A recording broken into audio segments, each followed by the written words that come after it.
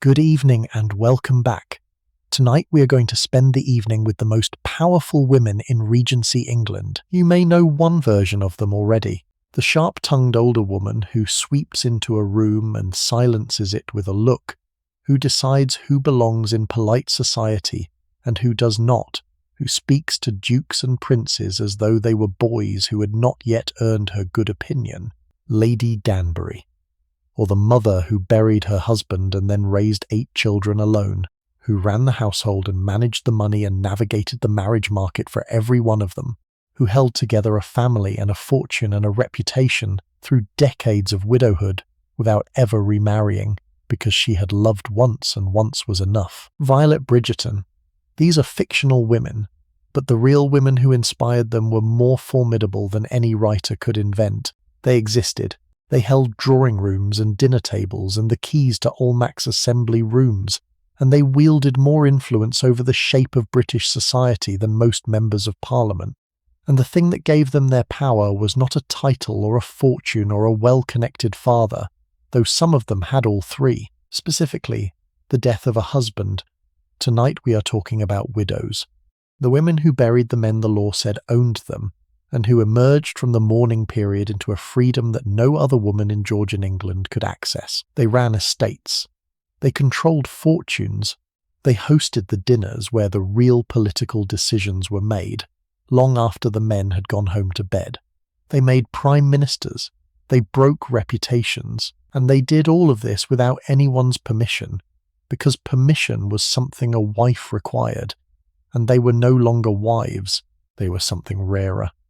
Something the social order had not quite planned for. A woman who had fulfilled her obligations, who had married and borne children, and managed a household, and who now found herself, for the first time since her wedding day, legally and socially free. Free to hold property, free to sign contracts, free to travel alone, to receive visitors unchaperoned, to speak her mind at dinner without glancing first at the man beside her to check whether he approved. Some of them used this freedom quietly, retreating to dower houses and gardens and the company of grandchildren. Some of them used it to reshape the political landscape of Britain. And some of them, the ones we are going to meet tonight, used it to build a social empire so complete that no one could enter or leave polite society without their approval. I want you to hold a particular image in your mind for a moment, because it is the image that the rest of the evening will return to. A drawing room at the end of an evening. The candles are guttering in their silver sticks, the wax pooling at the rims. The fire has burned down to embers, and a footman has been sent for more coal. The last of the dinner guests have either gone home or been shown to their rooms upstairs.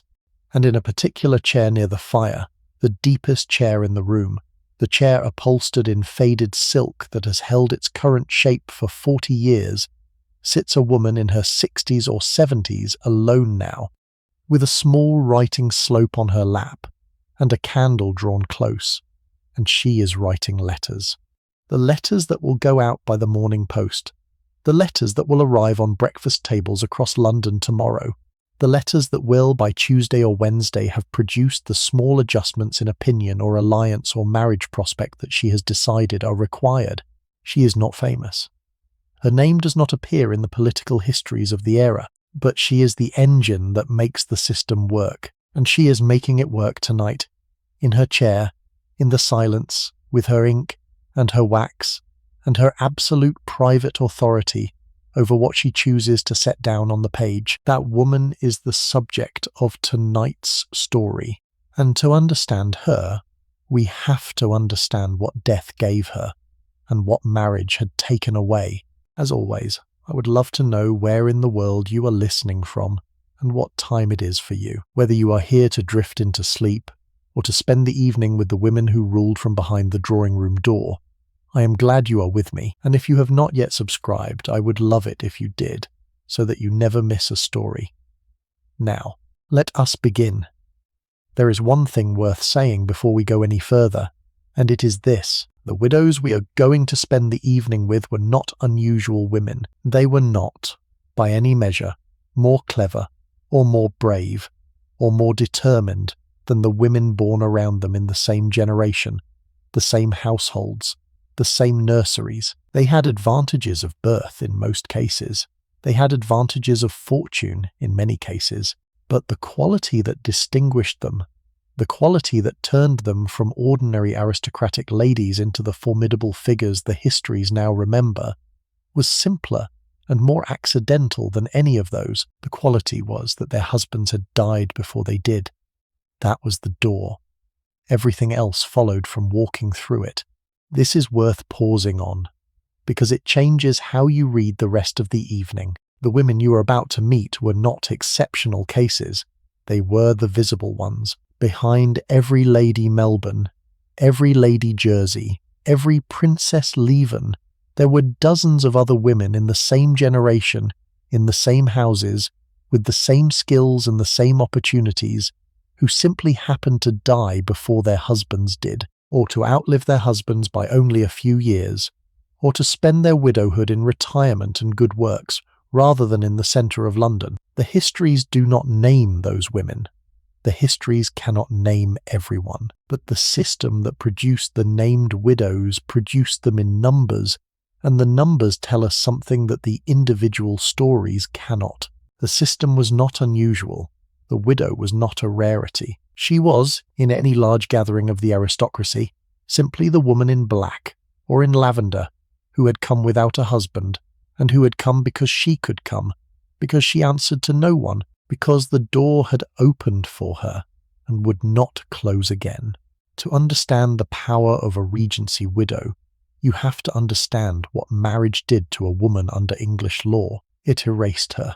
The legal term was coverture, and it meant that upon marriage, a woman's legal identity was absorbed into her husband's. She ceased to exist as a separate person in the eyes of the law. She could not own property. She could not sign a contract. She could not sue or be sued. She could not keep her own earnings. She could not make a will without her husband's consent. If she brought money or land into the marriage, it became his. If she earned money through her own labour, it became his. The principle was stated plainly by William Blackstone, the great legal authority of the 18th century. In marriage, he wrote, the husband and wife are one person in law. The wife was, in legal terms, a shadow, an extension, a dependent whose very existence was subsumed into the man she married. This was not a technicality. It had practical consequences that shaped every aspect of a married woman's life. She could not open a bank account. She could not enter a contract for goods or services without her husband's agreement. She could not bring a legal case. If someone injured her, it was her husband who sued for damages, because the injury was considered an injury to him, to his property. If she was defamed, the defamation action belonged to him. If she was assaulted, the legal wrong was understood as a wrong done to the man who owned her, not to the woman who experienced it. The injustice was compounded by the fact that many women brought substantial wealth into their marriages. A bride's dowry, the money or property her family provided, became her husband's upon marriage. If her father died and left her an inheritance, the inheritance became her husband's. A woman could watch her family's money being spent, gambled, invested badly, or given away, and she had no legal means to prevent it. The money was his. The decision was his. She could plead. She could argue. She could appeal to his sense of duty or his love for their children. She could not sue.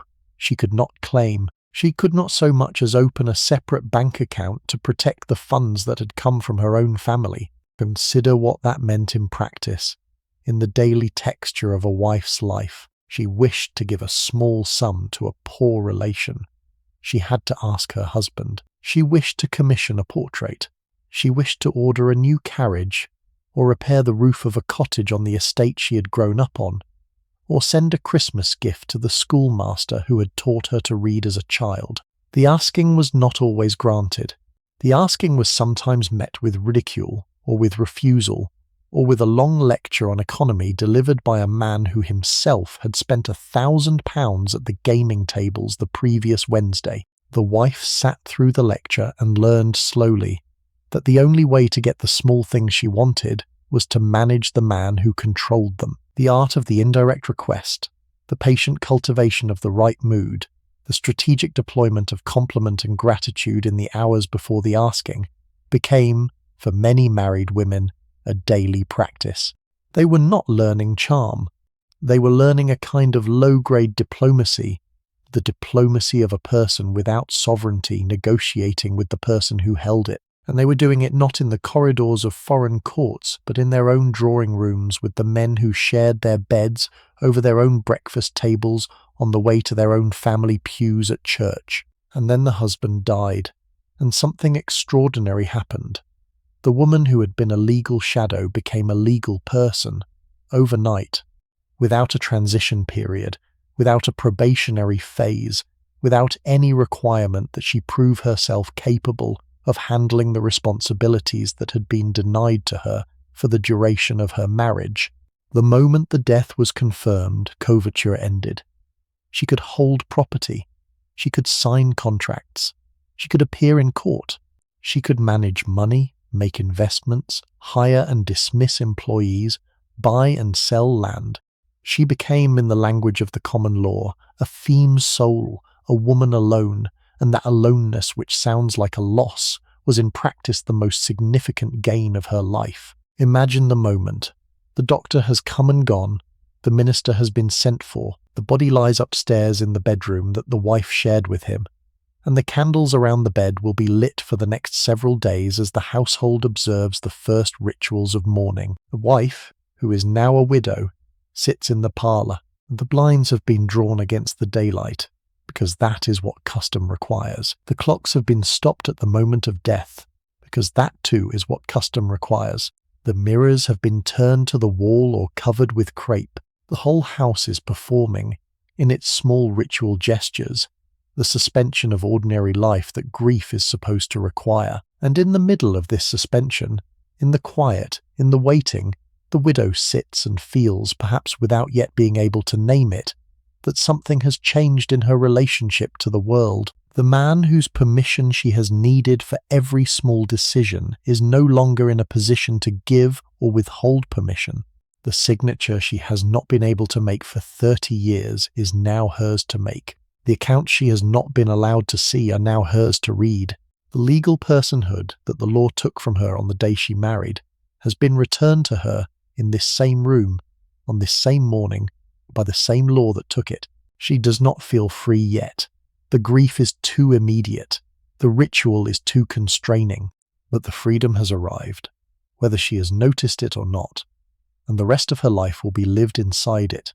The jointure was the mechanism that made it possible.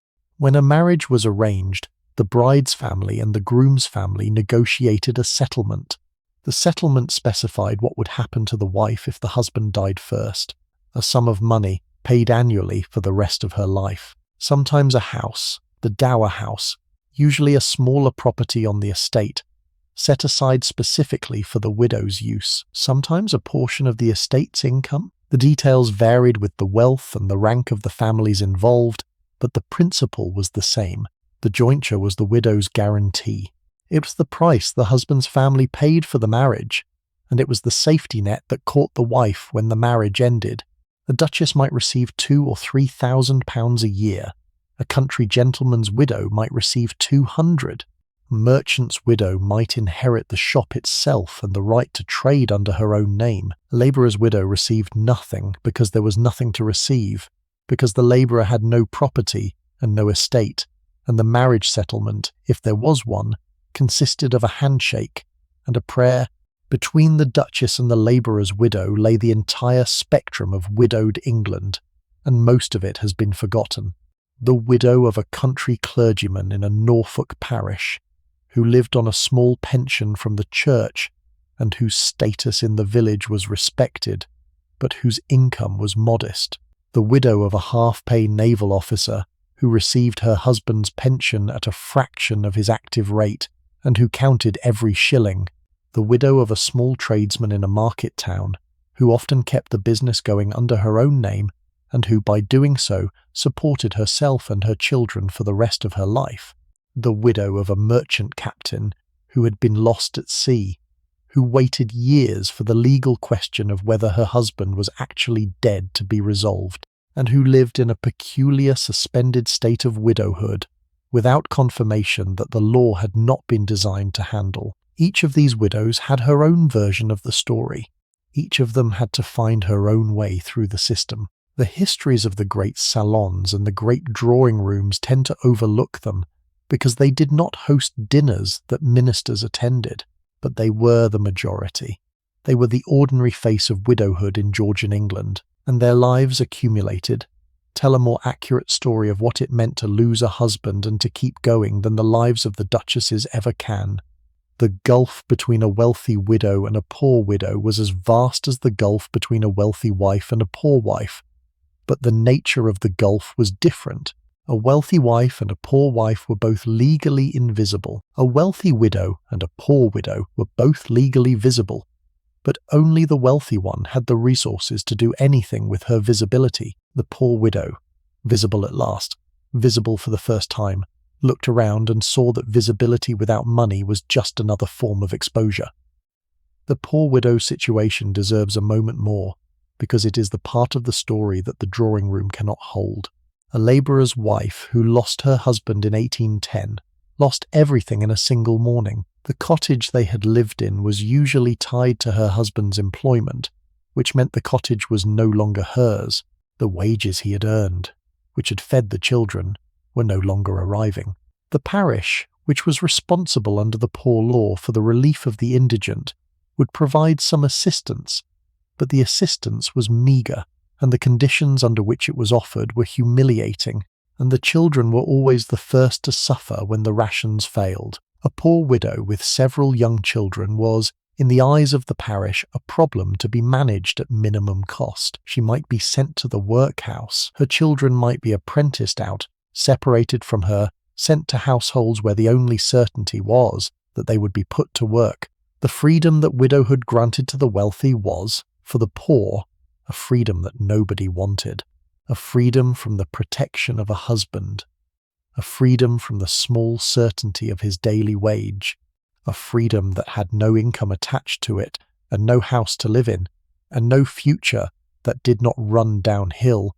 In the drawing rooms of Mayfair, and the assembly rooms of Bath and the country houses of the shires, the wealthy widow occupied a position that no other woman could reach. She was respectable. She was titled. She had fulfilled the obligations that society required of women, marriage and motherhood, and the management of a household. She had fulfilled them successfully, which is to say, her husband had not divorced her, and her children had not died of neglect. She had earned, through endurance and survival, the right to move through society without supervision. A married woman needed her husband's presence or permission for almost everything. She could not attend a ball without him or without his explicit consent. She could not receive male visitors alone. The season itself deserves a moment's attention because it was the stage on which the widow's power was performed. The London season ran from roughly January to July, coinciding with the sitting of Parliament, and it was the period when the aristocracy and the upper gentry left their country estates and converged on London. They rented houses in Mayfair and St. James's. They hired additional servants. They ordered new clothes. They stocked their cellars. And they began the relentless round of social engagements, the balls and the dinners and the routs and the assemblies and the card parties and the morning calls and the afternoon drives in Hyde Park that constituted the work of the season. The work was real. The season was not leisure. It was the period during which the business of the aristocracy was conducted. Marriages were arranged. Alliances were formed. Political deals were struck. Debts were negotiated. Reputations were made and destroyed.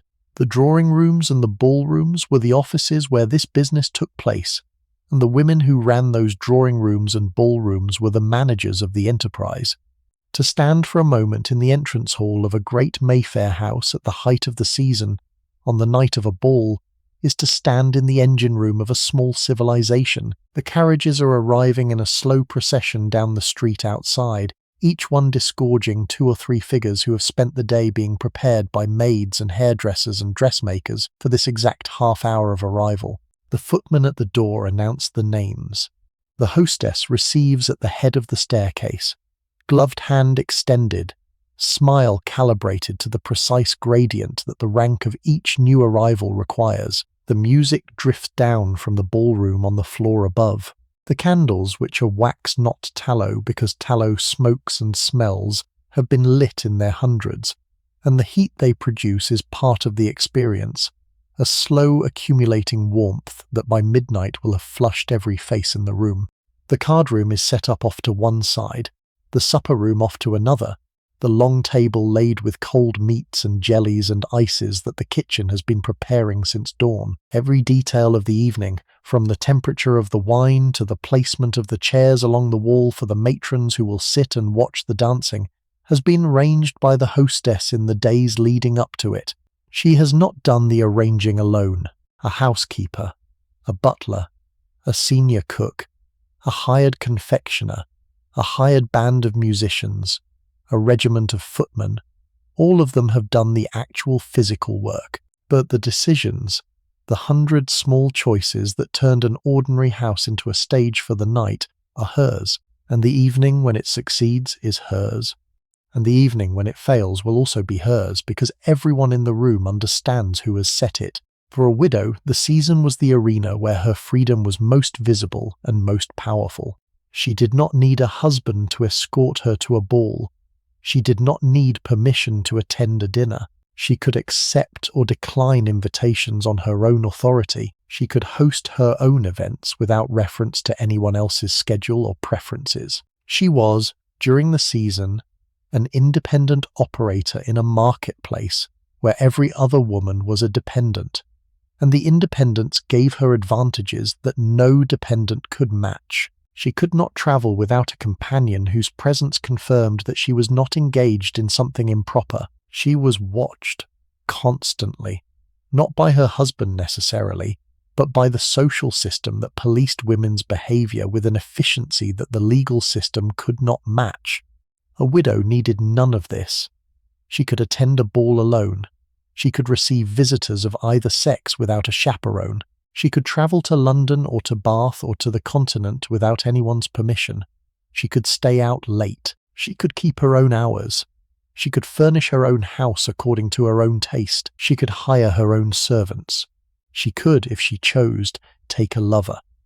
The choice was not without social risk, but the risk was considerably smaller than it would have been for a married woman, because a widow's behaviour was her own concern, not her husband's. The system of surveillance that monitored married women relaxed considerably once the husband was in the ground. This freedom was real. It was also conditional. A widow was free as long as she remained a widow. If she remarried, the freedom ended. Coverture resumed. The property she had controlled reverted to her new husband. The contracts she had signed became his. The legal personhood she had enjoyed for the duration of her widowhood was extinguished once again by the act of marriage. She went back into the shadow. This created a calculation that every wealthy Regency widow performed silently in the privacy of her own drawing room when a suitor came calling. Is this man worth giving up everything I have gained by losing the last one? Is his companionship, his protection, his name worth the surrender of my property, my independence, my right to make my own decisions without consulting anyone? Is love, or the possibility of love, worth the legal annihilation that love requires? Many of them decided it was not. Many of the most powerful women in Regency society were widows who had been proposed to repeatedly and who had refused every time, not because they disliked the men who proposed, but because they liked their freedom more. The refusal was itself a form of power. A woman who could afford to say no to marriage was a woman who needed nothing from the men around her. And a woman who needed nothing from men was, in the context of Regency England, the most dangerous person in the room. The first of these women we should meet is Elizabeth Lamb, Viscountess Melbourne. She was not, strictly speaking, a Regency widow. Her husband, the first Viscount Melbourne, died in 1828, toward the end of the Georgian period. But her influence spanned decades, and the system of social power that she perfected, the political salon, the dinner table as a tool of statecraft, was the system that the Regency widows who followed her inherited and refined. Elizabeth Milbanke was born in 1751, the daughter of a Yorkshire baronet. She was pretty, clever, ambitious, and equipped with a social intelligence so acute that the men who encountered it rarely understood what was happening to them until it was too late. She married Penistone Lamb in 1769, and the marriage gave her Melbourne House in Whitehall, which stood directly across from the Horse Guards and within walking distance of Parliament. The location was not accidental. Everything about Elizabeth Lamb was strategic. Melbourne House became, under her management, the most important political salon in London. The house itself stood on Whitehall, the street that ran from Parliament to the Horse Guards, the street where power walked past every day in the form of ministers and generals and civil servants. The dining room was on the first floor, a long room with tall windows that looked out onto the street. The table could seat 20. The silver was good. The china was Sèvres. The flowers were changed daily. The candles were beeswax, not tallow, because beeswax gave a steadier light and did not smell, and the absence of smell mattered in a room where the conversation was supposed to be the only thing that lingered. The dinners she hosted were not social occasions that happened to include politicians. They were political events disguised as social occasions. She seated her guests with the precision of a general arranging troops. She placed allies next to wavering votes. She put rivals face to face across the soup course and watched them negotiate, without realizing they were negotiating. She controlled the flow of wine, because she understood that the third glass was when men said what they actually thought, and the fourth glass was when they agreed to things they would regret in the morning. She did this work in writing as well as at the table, the morning after every dinner. Before the sun had risen above the rooftops opposite Whitehall, Elizabeth Lamb sat at her writing desk and composed letters. Letters to the men who had attended the dinner the night before, gently confirming what they had agreed to in their fourth glass. Letters to her sister, to her cousin, to the wife of the Foreign Secretary, to the mother of the Chancellor, to the 7 or 8 other women in London whose drawing rooms were doing similar work and who needed to be kept abreast of what had happened in hers. The letters were not long. They did not need to be. A sentence here, a phrase there, a piece of information offered as though it were an idle passing thought, and the writer had ensured that her version of last night's conversation would be the version that travelled. By the time the men who had been at the dinner picked up their morning papers, the news of what they had said and agreed and decided was already moving across London in the post bags that her footman had taken out at 6 in the morning. They did not know this. They never knew this. They believed they were making their own decisions and shaping their own narratives. They were not. They were inside a story that Elizabeth Lamb had begun writing the moment they sat down at her table. Her lovers were numerous, and she did not hide them. The Prince of Wales himself was among them, and Lord Egremont, and possibly Lord Coleraine. The question of which of her children was actually fathered by her husband became a piece of London gossip so widely known that it ceased to be gossip and became simply a fact of the landscape. She was not punished for this. She was not shunned. She was not excluded from polite society. The reason was simple. Her social power was too great for anyone to risk offending her. To cut Lady Melbourne was to cut yourself off from the best table in London, the best conversation, the best intelligence about what the government was planning and who was likely to fall from favour next. Nobody could afford that. She managed her son William's career from the beginning. William Lamb, the second Viscount Melbourne, would become Prime Minister and the first great mentor to the young Queen Victoria. His mother did not live to see the premiership, but she laid the groundwork for it, introducing him to the right people, placing him in the right circles, teaching him the art of political conversation that she had spent decades perfecting. When William became Prime Minister in 1834, the skills he used to manage Parliament were the skills his mother had taught him at her dinner table. She died in 1818, at the age of 66. The house she left behind, and the model of female political influence she had built, persisted for the rest of the Regency and beyond. Every political hostess who followed her was working in the framework she had established. The drawing room as a site of power, the dinner party as a tool of governance. The widow as the operator who makes the system work, because she has nothing to lose and no one to answer to, and a guest list that every ambitious man in London wants to be on. The daily routine of a political widow in Mayfair during the season was a piece of clockwork that ran from dawn to past midnight, and every hour of it had its purpose. Let me walk you through one such day, because the texture of it tells you more about how the system worked than any abstract description can. The widow rose before her household. The maid came in at 7:30, drew the curtains, lit the small fire that took the chill off the bedroom, and laid out the morning's clothes. The widow, who had often been writing letters until 2 or 3 the previous night, woke slowly, drank the chocolate that the maid brought up, and went to her dressing table. The hair was the longest part of the morning. A widow of 60 kept her hair carefully, partly from vanity, and partly because the management of the hair was, in the era of complicated arrangements and careful pinning, a piece of daily theatre that signalled to the world that she had not given up. She might wear a cap by mid-morning in deference to age and widowhood, but the hair beneath the cap was pinned and curled and dressed as though it intended to be seen. By 9 o'clock she was downstairs in her morning room, which was a smaller and more private room than the drawing room, and which most of her visitors never saw. The morning post had arrived. The footman had laid it out on a silver tray on her desk, the letters arranged so that the most important were on top. She read them with her tea. The letters were of every kind, begging letters from poor relations. Notes from her daughters and granddaughters. Replies to invitations she had sent out the previous week. Political intelligence from her allies in Westminster.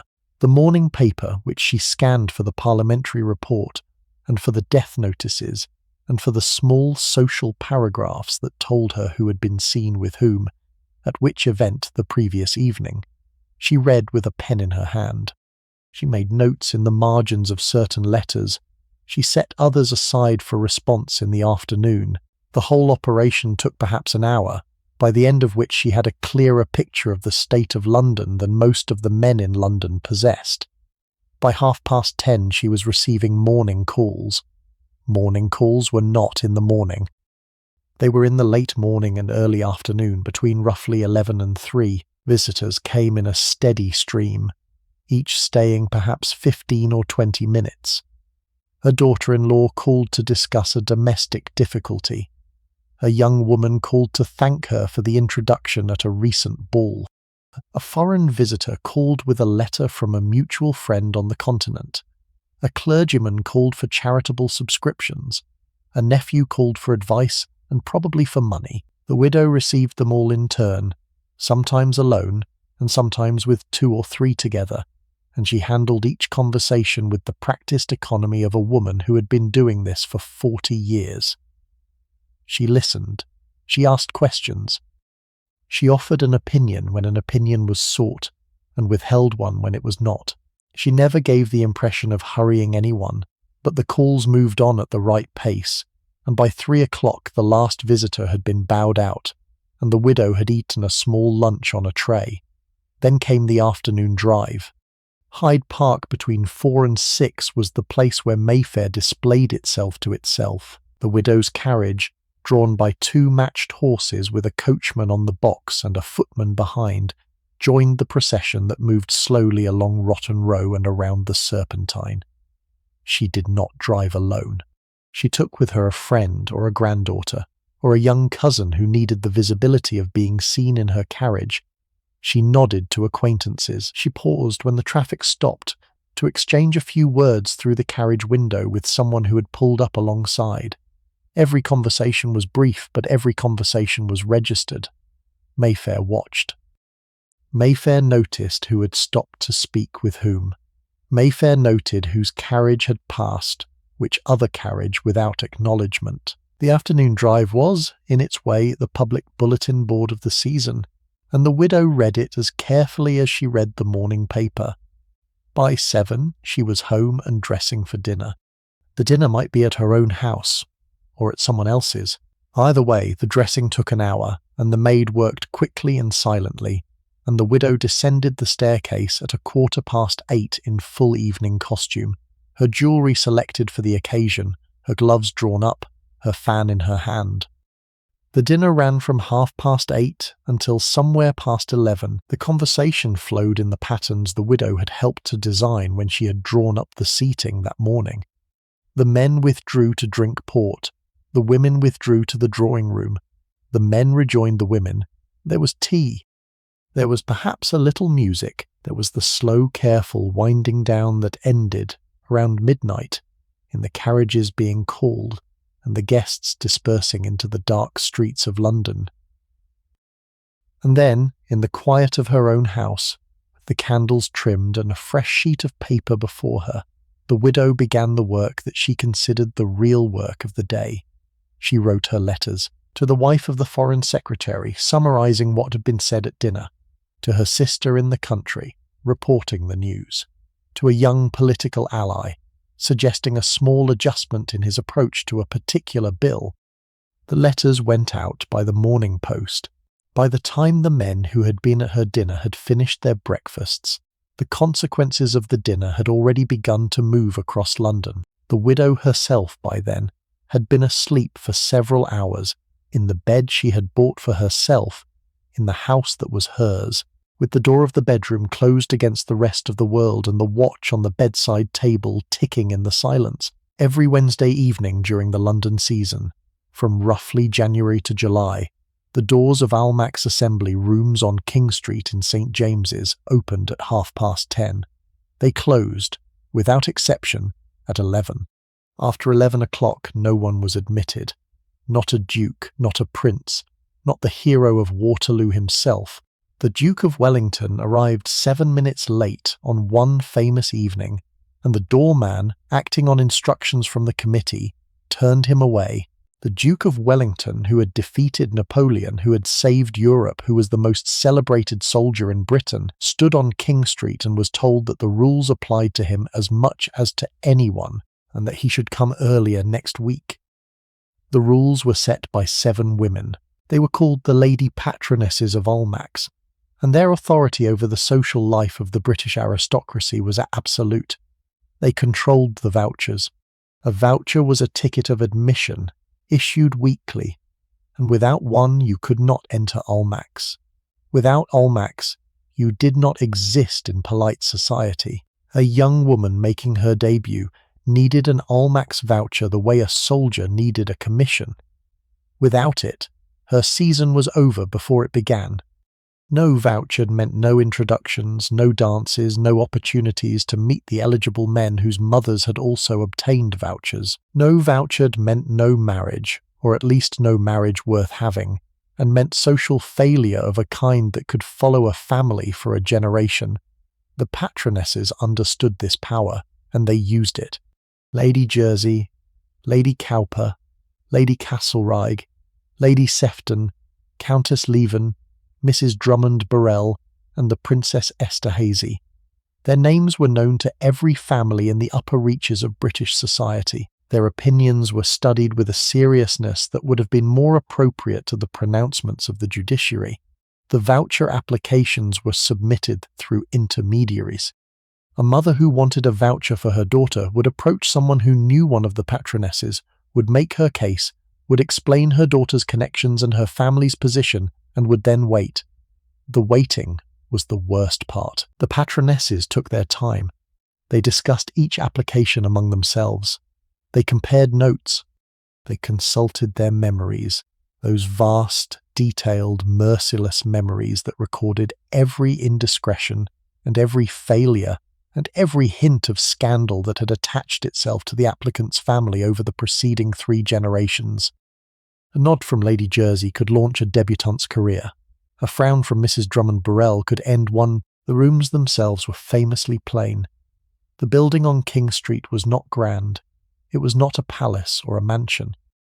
It was a set of assembly rooms, purpose-built for balls and suppers, with a ballroom that could hold perhaps 300 people and a supper room attached. The floor was good for dancing. The mirrors along the walls reflected the candlelight. The air on a Wednesday night in June, with 300 people dancing, and the candles burning and the windows closed against the street noise, was thick and hot, and smelled of wax and perfume and the particular warmth of exertion. The band played country dances, cotillions, and eventually the waltz. The waltz was considered scandalous when it was first introduced. The gentleman held the lady's waist, and the closeness of the hold suggested an intimacy that the older patronesses found improper. Lady Jersey permitted the waltz. Lady Sefton encouraged it. The permission was itself a demonstration of power. The patronesses did not merely enforce rules. They made rules. They decided what was acceptable and what was not, and their decisions became the standard for every other assembly room and ballroom in England. The refreshments were notoriously bad. Stale cake, weak lemonade, bread and butter. The dancing was conventional. The music was adequate but not inspired. None of this mattered. Almack's was not about the food or the music. It was about the list, who was on it, who was not, who had been removed and why. The list was the point, and the list belonged to the 7 women, and the 7 women answered to no one. A young woman's first appearance at Almack's was a moment that her family had been preparing for since her childhood. The dress had been ordered weeks in advance from a particular dressmaker in Bond Street, whose business was largely the manufacture of debutante dresses for this single purpose. The dress was always white. White was the rule. The cut was simple, because elaborate ornament was considered inappropriate for a young woman who had not yet been married. The fabric was muslin or fine silk. The hem might be embroidered with a discreet pattern of flowers. The neckline was modest by the standards of married women's dresses, but startling by any other standard, and the young woman who stood for her final fitting in front of the long mirror in the dressmaker's salon often saw, for the first time, what she would look like when she was no longer a girl. The mother stood beside her, watching, calculating, occasionally suggesting an adjustment. The dressmaker watched too, with the practiced eye of a woman who had clothed 3 generations of debutantes for the same room. On the night itself, the young woman was driven to King Street with her mother, and sometimes with an older married sister or aunt who had already been through the experience and who served as a kind of guide. The carriage joined the long line of identical carriages waiting to set down at the door. The young woman climbed the stairs to the cloakroom. She left her cloak. She made her way into the ballroom on her mother's arm, and there, beneath the chandeliers, she presented herself to the room, and the room considered her. The watching matrons were the chorus to this drama, and they deserved their own moment, because they were the part of the system that the histories most often forget. They sat along the walls of the ballroom in chairs that the staff had arranged for them, in their own dark silks and their own subdued jewellery, women in their 50s and 60s who had themselves been debutantes 30 or 40 years before, and who now performed the role that their own mothers had performed for them. They did not dance. They watched. They watched the young women on the floor with an expertise that was almost professional. They noted the dancers. They noted the conversations. They noted the small failures of decorum that the young woman's own mother might have missed in the press of the evening, and that would by tomorrow have been transmitted across Mayfair through the network of letters and morning calls that the matrons constituted among themselves. A debutante danced too closely with her partner. The matrons noticed. A debutante laughed too loudly at a young man's joke. The matrons noticed. A debutante sat out 2 consecutive dances rather than the customary one.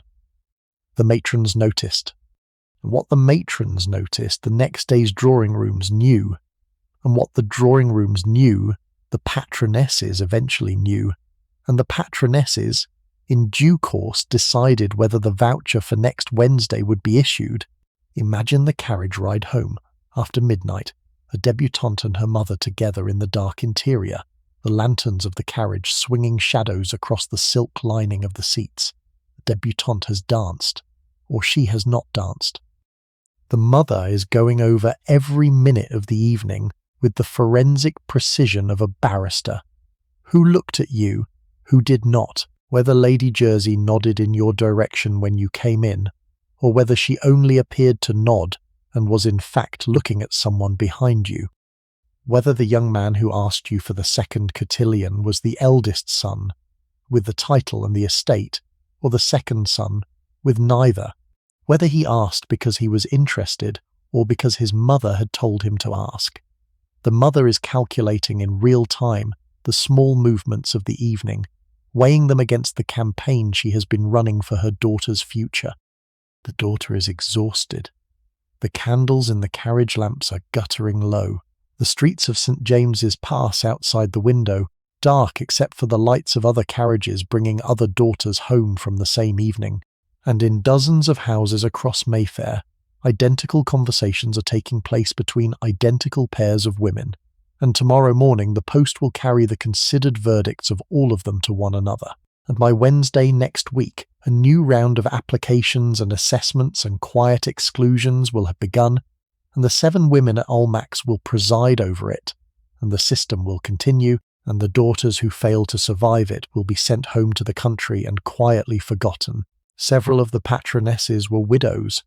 Others behaved with the independence of widows.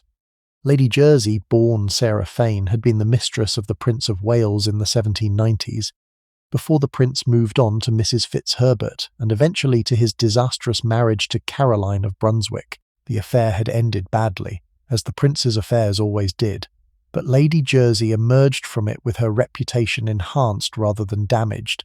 She had been chosen by the most powerful man in England. She had survived the choosing and the discarding. She was, in the eyes of the ton, a woman who had been tested and had not broken, and that unbreakability made her formidable. She enforced the rules of Almack's with a rigidity that bordered on cruelty. The dress code was only the most visible of her requirements. She also policed behaviour.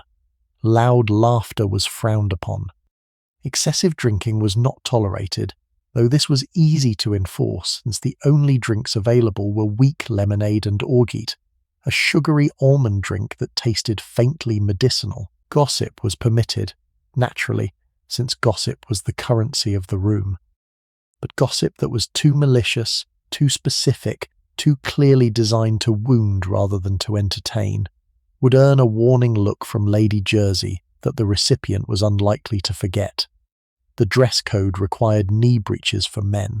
Trousers, which were becoming fashionable in the early 19th century, were forbidden. A man who arrived in trousers was turned away regardless of his rank. The message was clear.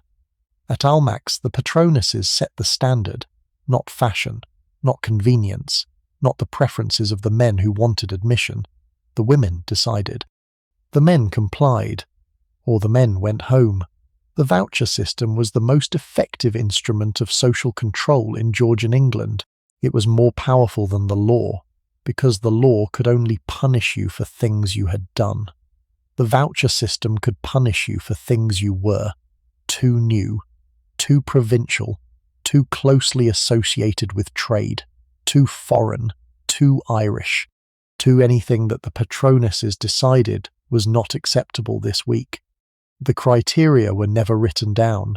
They did not need to be. The patronesses carried them in their heads, and the criteria shifted according to mood and favour and the complicated personal alliances that connected the 7 women to each other and to the broader world of the aristocracy.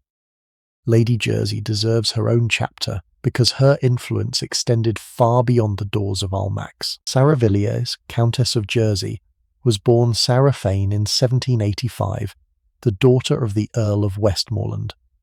She married the 5th Earl of Jersey in 1804 and became, within a few years, the most socially powerful woman in London. Not the wealthiest. not the most titled, the most powerful, which is a different thing entirely. Her power rested on three qualities. The first was her intelligence. She was widely read, quick in conversation, and possessed of a memory for social detail that her contemporaries found unnerving.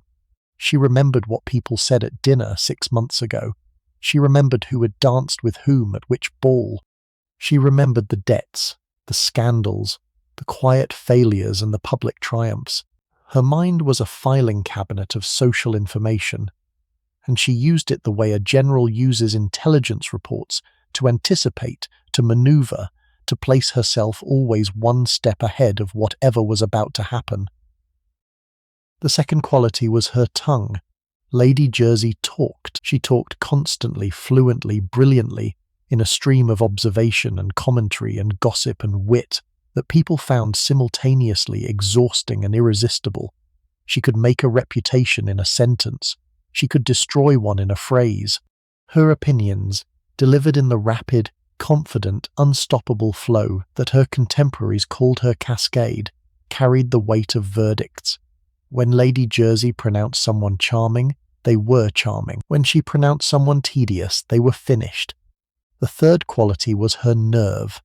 She was not afraid of anyone, not of dukes, not of princes, not of the men whose political careers she could influence with a word to the right person at the right dinner.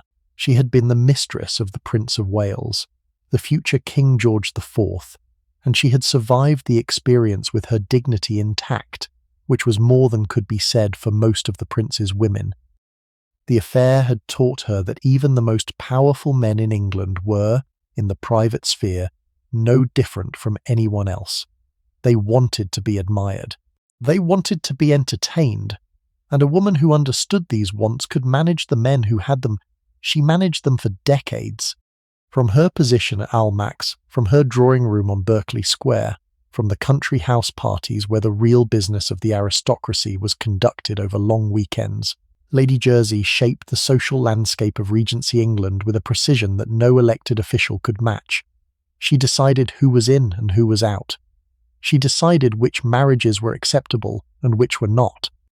She decided which debutantes would succeed and which would fail. And her decisions, once made, were very nearly impossible to reverse. A small example of how the precision worked.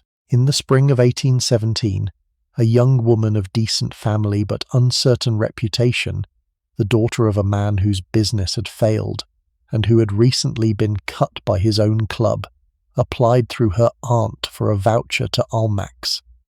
The aunt was a friend of Lady Jersey, and the aunt made the case as well as it could be made. The young woman herself, the aunt argued, had done nothing wrong. The misfortunes were her father's, not hers. She was beautiful. She was accomplished. She had a reasonable dowry from her late mother's family. The aunt asked Lady Jersey for the voucher. Lady Jersey listened. Lady Jersey said she would consider it. Lady Jersey considered it for 2 weeks. At the end of the 2 weeks, the voucher arrived. The young woman attended Almack's. She danced. She was introduced to several eligible men. One of them proposed within the year. She married him. She became, in due course, a respectable wife and eventually a respectable widow, and the failure of her father's business was forgotten, or at least no longer mentioned. None of this would have been possible without the voucher. The voucher had been the door, and Lady Jersey had opened it, and the young woman had walked through, and the rest of her life had followed. Lady Jersey had not done it for the young woman's sake. She had done it for the aunt, who had been useful to her in the past, and who would, by accepting this favour, become more useful to her in the future. The young woman was a beneficiary of an exchange in which she was not really a participant. She did not know this. Her life, after the voucher, was simply better, and Lady Jersey, in her drawing room on Berkeley Square, made a small note in her own private record of obligations given and received, and moved on to the next case. The country house weekend deserves a moment of its own, because it was the setting in which Lady Jersey and women like her did some of their most consequential work. A house party in the Regency period was not the casual gathering that the term might suggest today. It was a campaign, conducted across 3 or 4 days, with 20 or 30 guests assembled for purposes that were rarely stated explicitly, but that everyone understood. A daughter to be introduced, a bill to be discussed, an alliance to be cemented, a rumour to be quelled or amplified. The hostess controlled the guest list, the bedroom assignments, the seating at every meal, the riding parties, the card games in the evenings, the small private conversations that took place when 2 guests happened to find themselves alone in the library or the conservatory. None of these conversations was actually accidental. Each had been arranged often days in advance by the hostess, sliding the necessary names together on her diagram of the household, and ensuring that the right 2 people would find themselves with no one else to talk to at the right moment. The men who left the house party on Sunday afternoon believed they had had a pleasant weekend in the country. They had in fact been moved through a sequence of carefully designed encounters that produced precisely the alliances and understandings that the hostess had wanted to produce. They drove home in their carriages, convinced that they had made up their own minds. They had not. They had been managed, courteously, expensively, and almost invisibly for the entire duration of the visit.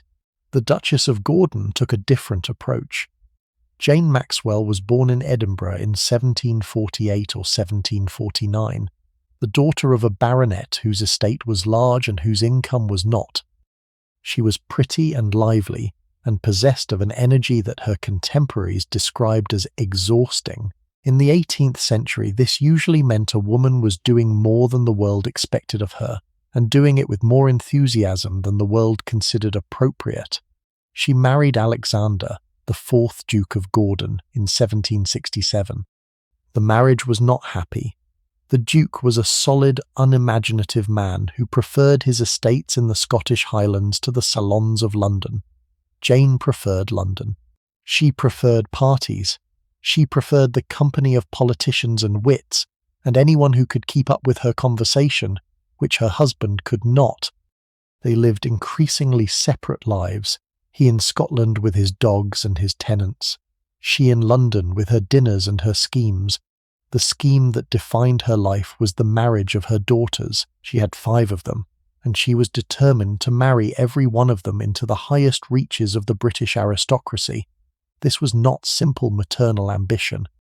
It was a strategic campaign planned with the thoroughness of a military operation and executed with a ruthlessness that the generals of the era would have recognised and respected. She began by making Gordon House in Whitehall the most entertaining house in London. Her dinners were lavish, her balls lasted until dawn. She invited everyone who mattered, and several people who did not yet matter, but who she calculated would matter soon. She served better food than Lady Melbourne. She provided better music than Almack's. She was louder, funnier, more outrageous, more willing to break the small rules of social convention in order to achieve the large goals she had set for herself. The results were extraordinary. Her eldest daughter Charlotte married the Duke of Richmond. Her second daughter Georgiana married the Duke of Bedford. Her third daughter Susan married the Duke of Manchester.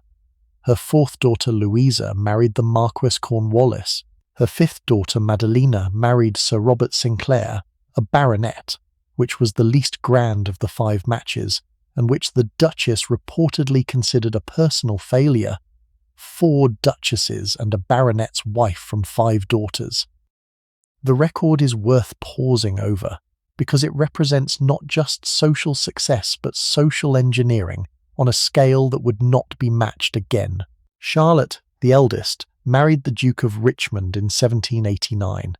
Her husband was the grandson of a king's natural son, and the Richmond seat at Goodwood in Sussex was one of the finest in England.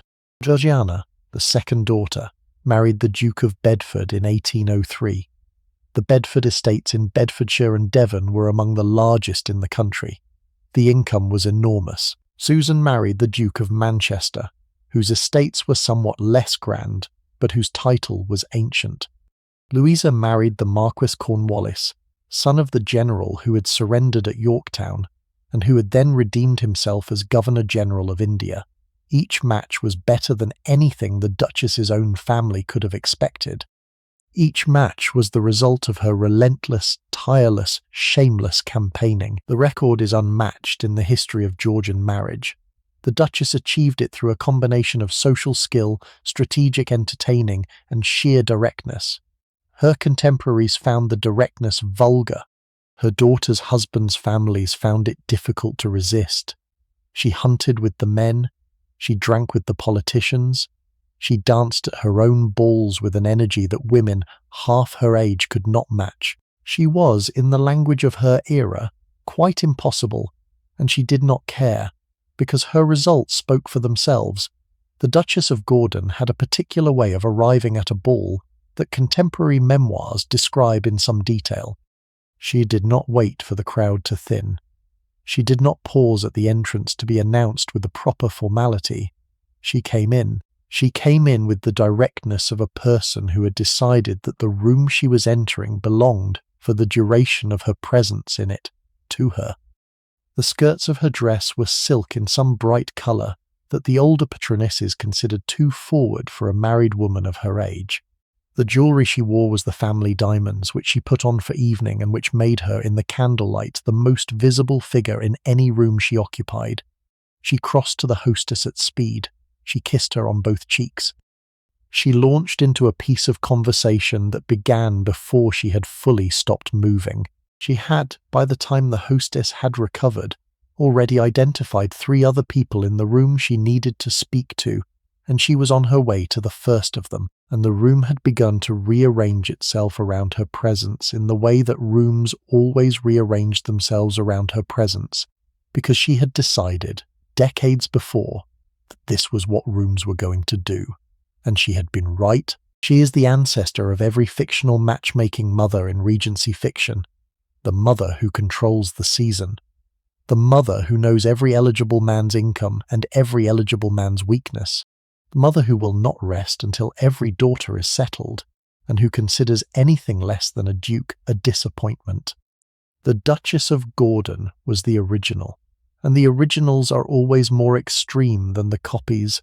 The Duchess of Gordon's success deserves a moment of reflection because it raises a question that the Regency itself never quite answered. The question is whether her relentless campaigning was admirable or appalling.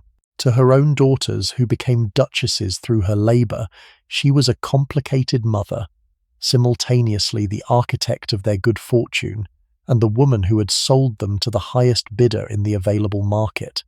The letters between them, which survive in the family archives, are full of small evasions and unspoken resentments. The daughters thanked their mother for what she had done. The daughters resented her for what she had done.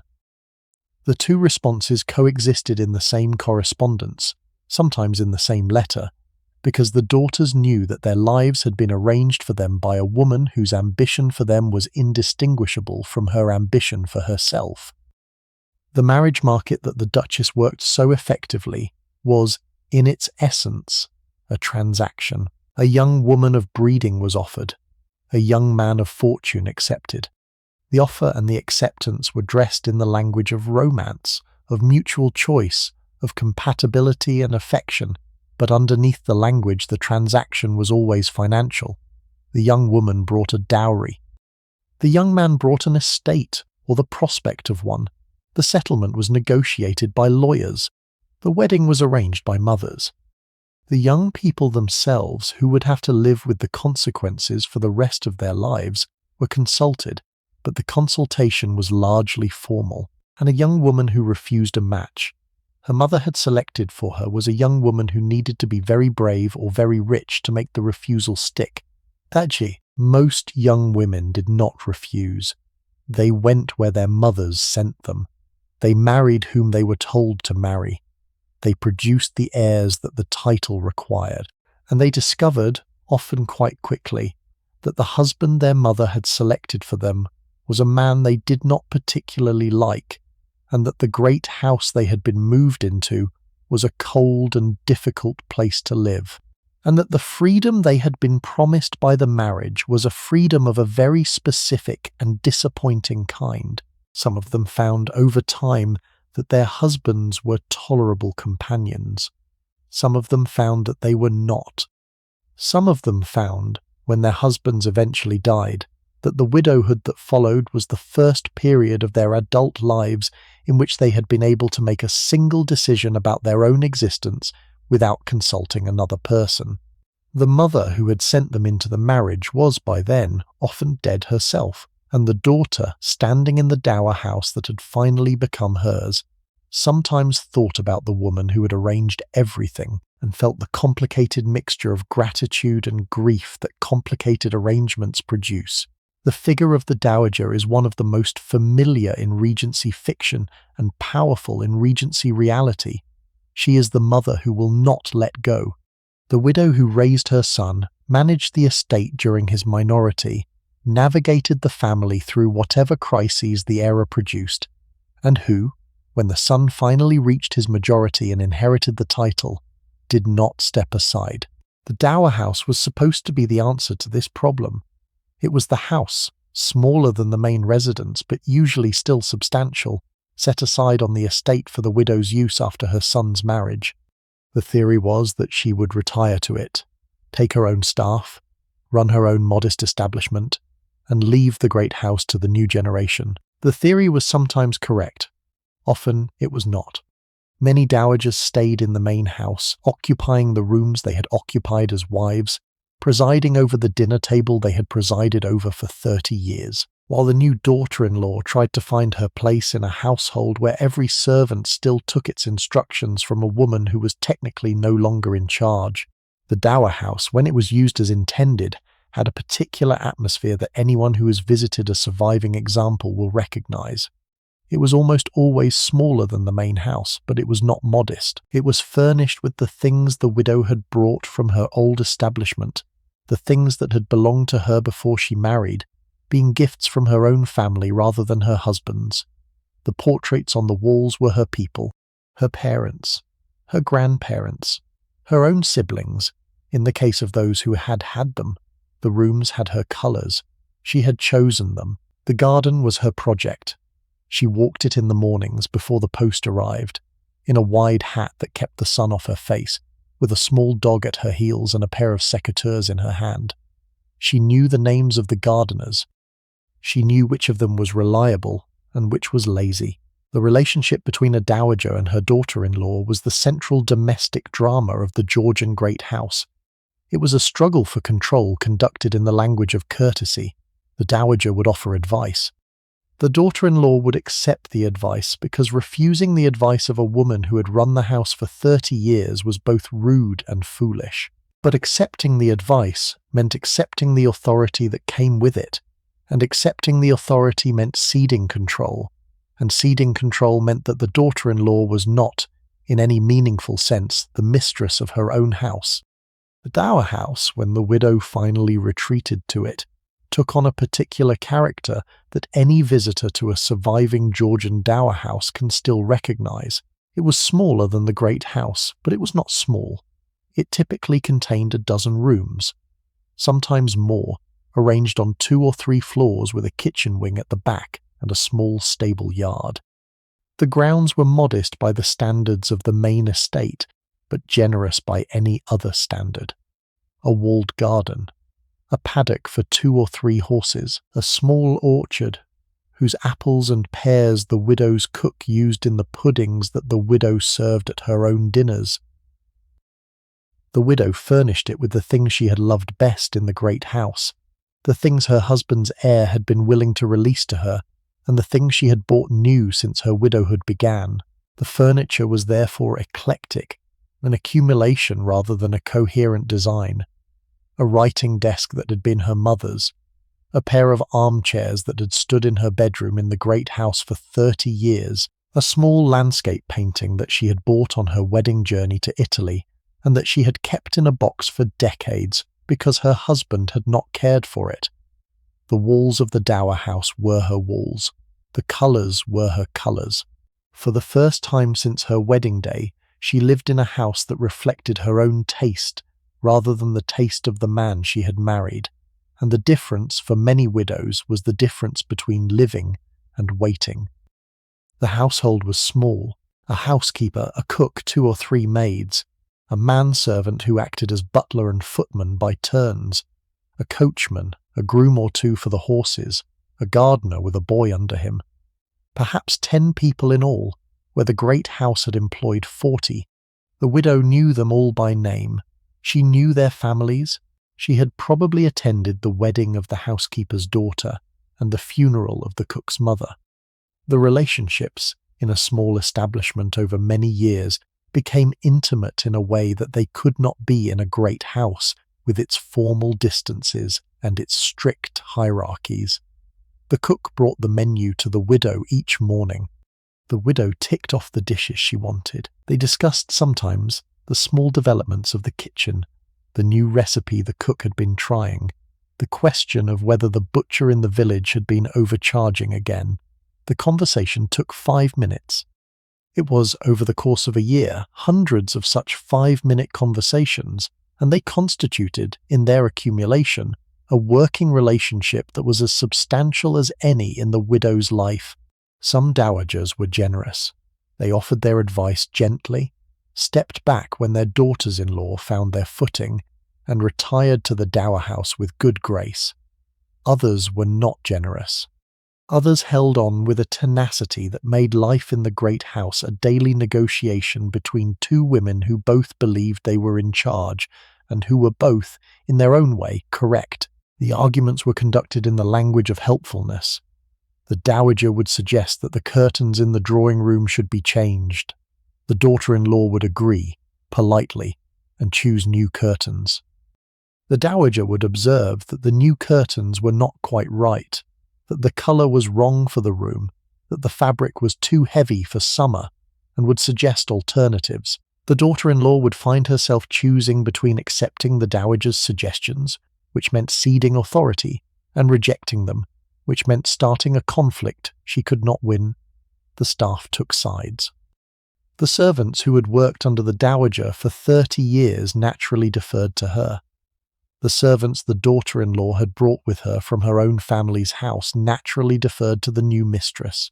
The 2 camps would develop their own loyalties, their own channels of communication, their own ways of ensuring that their mistress's orders were carried out, and the other mistress's orders were delayed or modified, or quietly ignored.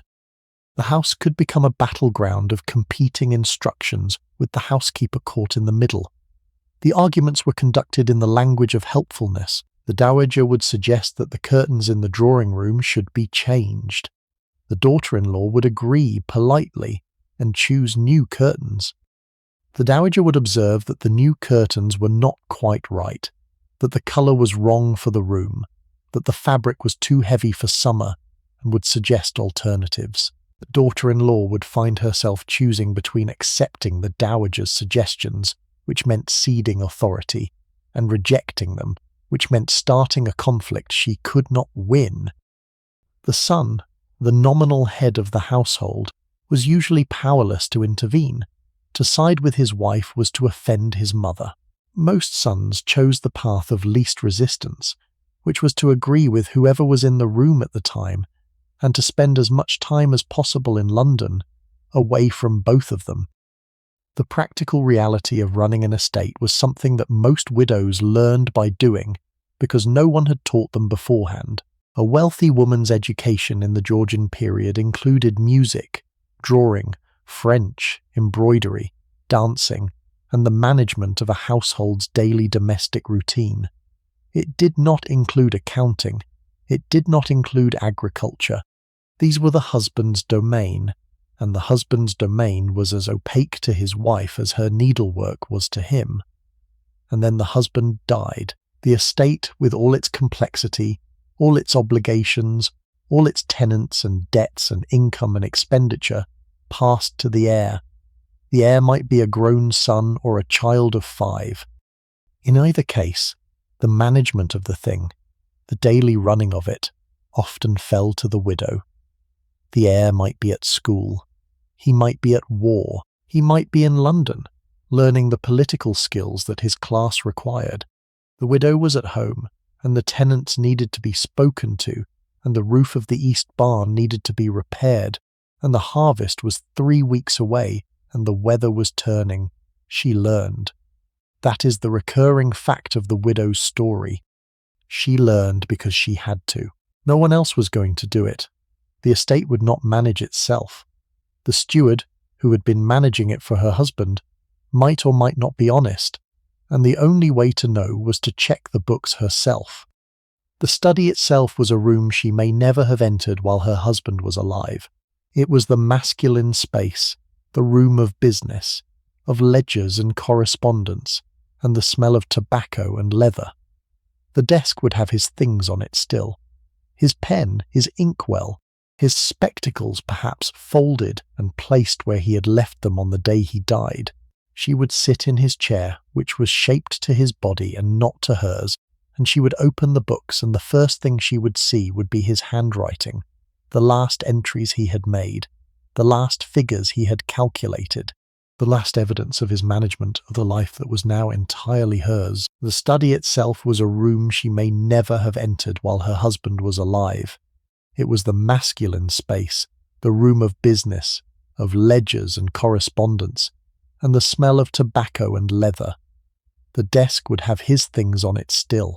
His pen, his inkwell, his spectacles perhaps folded and placed where he had left them on the day he died. She would sit in his chair, which was shaped to his body and not to hers, and she would open the books, and the first thing she would see would be his handwriting, the last entries he had made, the last figures he had calculated, the last evidence of his management of the life that was now entirely hers. She sat at her husband's desk in her husband's study, and she opened the account books that she had never been permitted to examine while he was alive, and she taught herself to read them. The first ledger she opened was usually the rent book. It was the longest. It listed every tenancy on the estate, with the name of the tenant, the size of the holding, the annual rent, the date the rent fell due, and the running record of payments and arrears for the past several years. The widow read down the columns. She matched names to faces. She recognized some of them. She did not recognize others. The estate had perhaps 50 tenants, perhaps 100, depending on the size of the property, and her husband had known each of them by name and history, and she did not yet know any of them in the way she would need to know them. She would ask the steward about them tomorrow. The second ledger was the household accounts. This one was, in some ways, more familiar to her. She had run a household. She knew the rough order of magnitude of what wages and food and supplies cost, the wages of 40 servants, the bills from the wine merchant, the grocer, the butcher, the candlemaker, the chimney sweep, the farrier, the saddler, the laundress, the woman who came in twice a year to mend the linen. The widow read each entry. She compared the totals against the figures she knew from her own experience. She marked the entries that seemed too high. She would ask about those too. The asking would take weeks. The answers would not all be satisfactory. By the end of the first year of her widowhood, the household budget would have been reorganized. Several suppliers would have been replaced, and the running cost of the household would have been reduced by perhaps 15%, without any visible reduction in the standard of living, because had never required the level of spending the husband had been authorizing. He had been generous. He had been careless. He had not paid attention. The widow paid attention, and the household accounts after her attention looked different. The third ledger was the most important and the most opaque. It was the estate's general account book, in which the income from all sources and the expenditure on all matters were summarized at the highest level, and from which the estate's overall financial position could be derived. This was the book the husband had kept himself in his own hand, with his own annotations, and it was the book the widow had to learn to read with the most care. It contained the loans, it contained the mortgages, it contained the investments. It contained the running record of whether the estate, taken as a whole, was solvent or insolvent. expanding or contracting, healthy or sick. The widow read the general account book with a slowly growing comprehension that took, in some cases, weeks.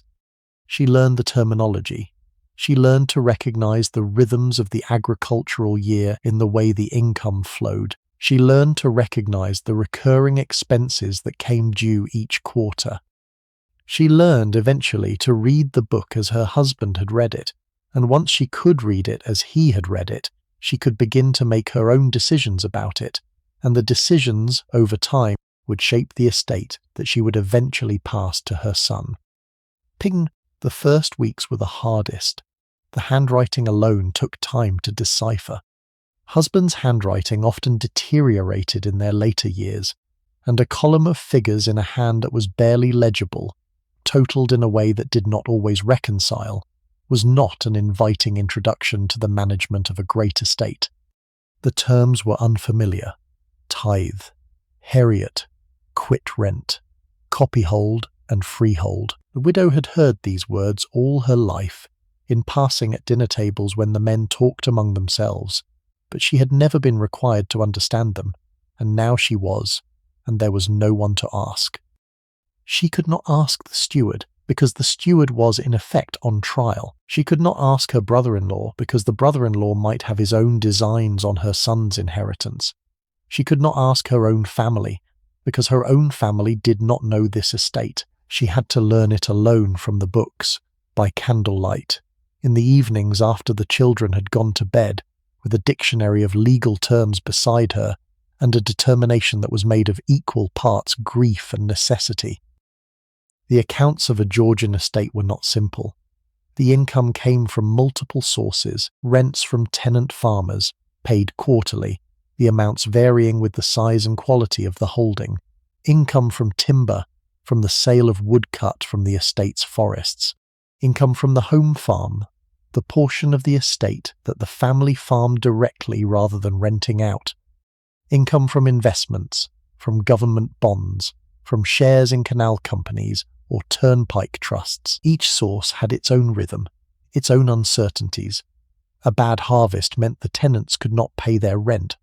A fall in the price of timber meant the woodland income dried up. A failed investment meant capital was lost.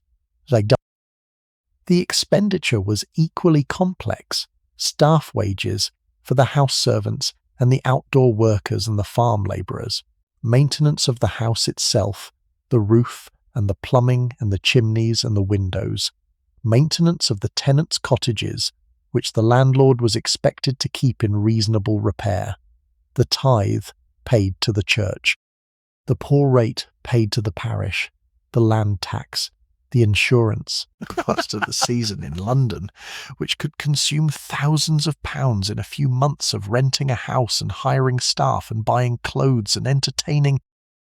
Some widows discovered, when they opened the books, that the estate was in far worse condition than they had imagined. The husband had been borrowing. The husband had been gambling.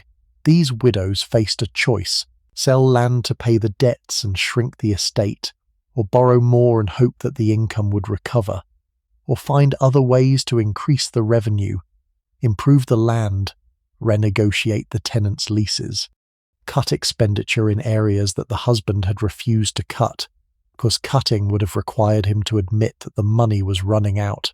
Some widows turned out to be better managers than their husbands. This was not something the world expected. It was not something the widows themselves expected, but it happened repeatedly across the Georgian period. The qualities that made a good estate manager were attention to detail, patience, the ability to negotiate firmly without causing offence, the willingness to sit with the accounts until they made sense. These were qualities that many women possessed. Their education had simply never given them the opportunity to develop them. The tenants, who had been accustomed to dealing with the husband, adjusted. They adjusted because they had no choice, because the widow held their leases and their livelihoods, and a tenant who refused to deal with a woman would quickly find himself without a farm. Some tenants tried to cheat the widow, assuming that a woman would not understand the accounts well enough to catch them. Some widows caught them immediately. because the widows had been watching, learning, paying attention, long before anyone realized they were doing so. There is a particular satisfaction, recorded in more than one widow's letters, in the morning when the steward arrived for his weekly meeting, and the widow asked him a question about a discrepancy in the quarterly rents that he had not expected her to notice. The steward, a man who had assumed that his weekly meetings with the new mistress would be exercises in polite agreement, found himself confronted with a question that required a real answer. He produced one. The widow listened. She produced another question. The steward produced another answer. By the end of the morning, the steward had revised his estimate of the woman across the desk from him, and he carried the revised estimate back to the village, where he mentioned it casually at the public house. The widow, the steward said. The widow knows the books. And the village, listening, understood that something had changed. The estate was being run now by someone who was paying attention, and paying attention in the management of a great property was almost everything. The relationship between the widow and her steward, once it had been established on the right terms, became one of the most important professional partnerships of her later life. A good steward was worth more than gold. He understood the estate. He knew the tenants. He knew the rhythms of the agricultural year and the prices the harvest would fetch in the local market. He knew which of the cottages needed repair and which could be left for another year. The widow who found such a man did everything in her power to keep him. She paid him well. She listened to his recommendations. She gave him the authority to act on her behalf when she was in London or at Bath.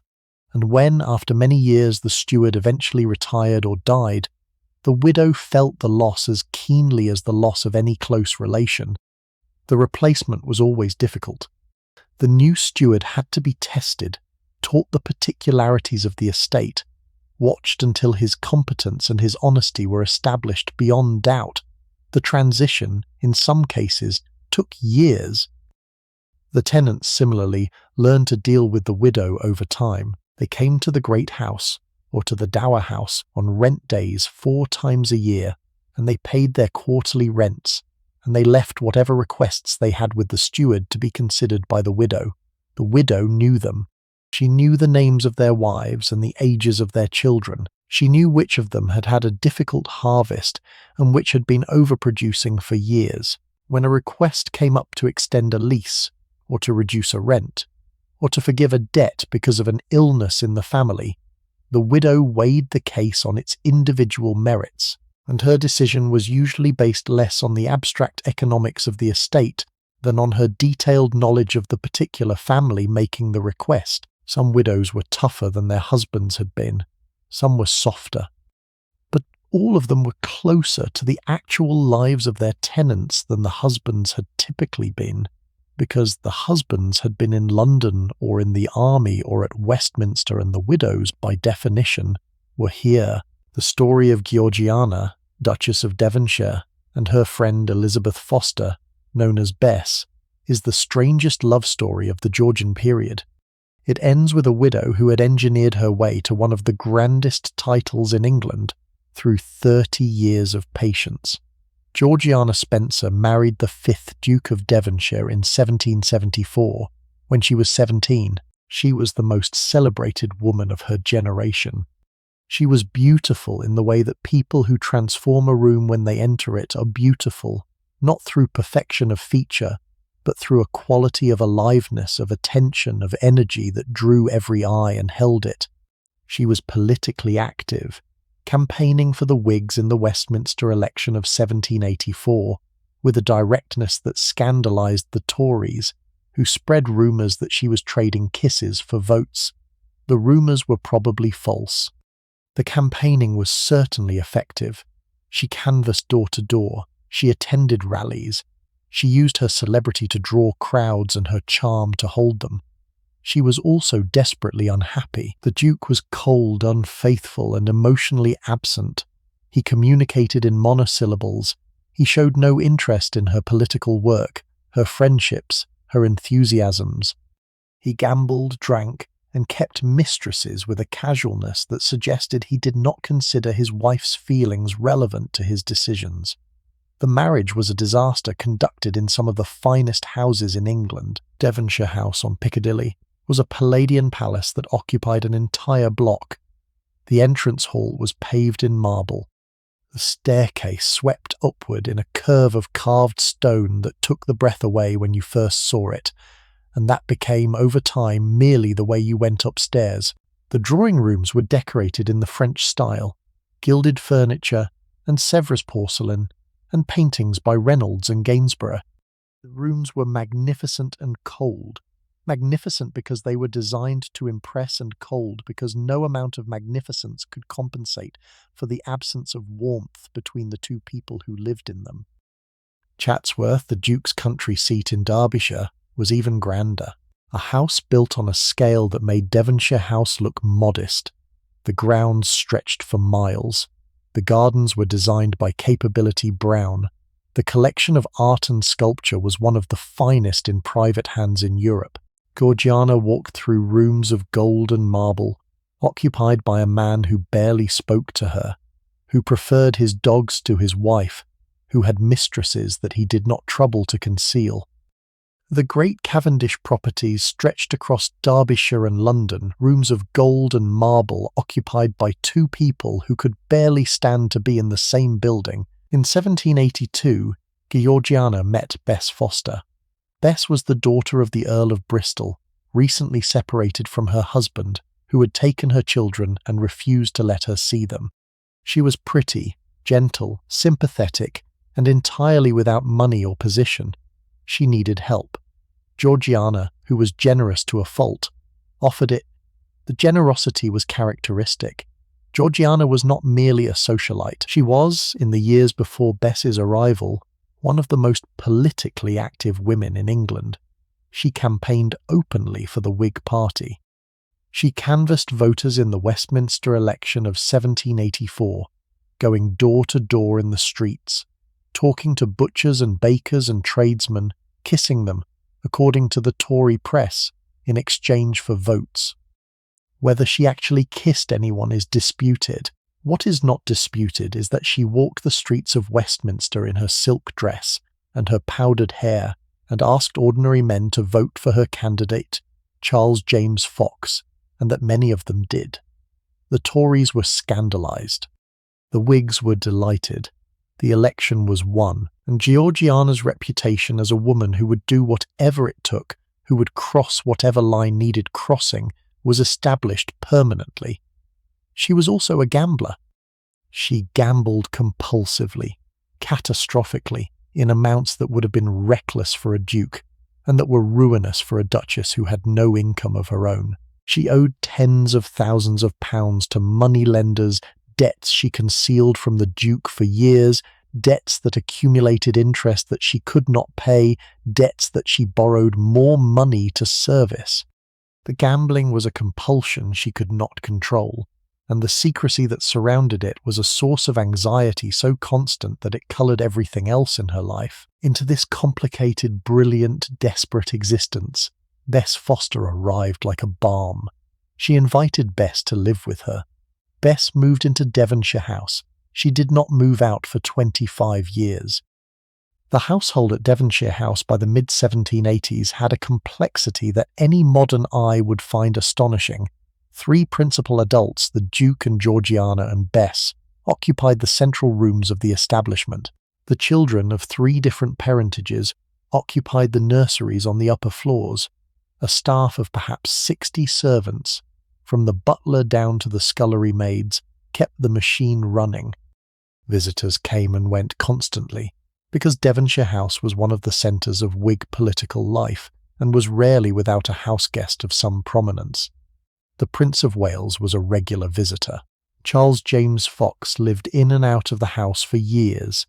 The political business of the opposition was conducted in the drawing rooms, in the library, in the small green sitting room where Georgiana liked to receive her closest friends. The household absorbed all of this with a kind of practice disorder. Meals were served at unpredictable hours. The candles were lit late and burned through the night. The conversations ran from politics to gambling to literature to gossip, and the three adults at the centre of the household participated in all of them with the apparent ease of people who had ceased long ago to find any of it strange. Underneath the apparent ease, the strain was real. Georgiana wrote letters to her mother, Lady Spencer, in which the language of cheerful normality covered a quiet desperation that anyone reading the letters today can detect immediately. She missed her mother. She missed the simple, conventional family life she had grown up in. She did not miss it enough to leave her own household, because her own household contained Bess, and Bess was the closest thing to a sustained love she had ever known. But the longing for the simpler version of life ran underneath everything she did, and the gambling, the laudanum, the manic activity of the Westminster campaign, and the political work and the social entertaining can all be read in retrospect as the various strategies of a woman trying not to feel what she would have felt if she had ever sat still for an afternoon and let it come. Bess, for her part, was constructing a position in the household that she could not have constructed anywhere else. She had no money. She had no title. She had no respectable place in society, having been separated from her own husband and barred from her own children.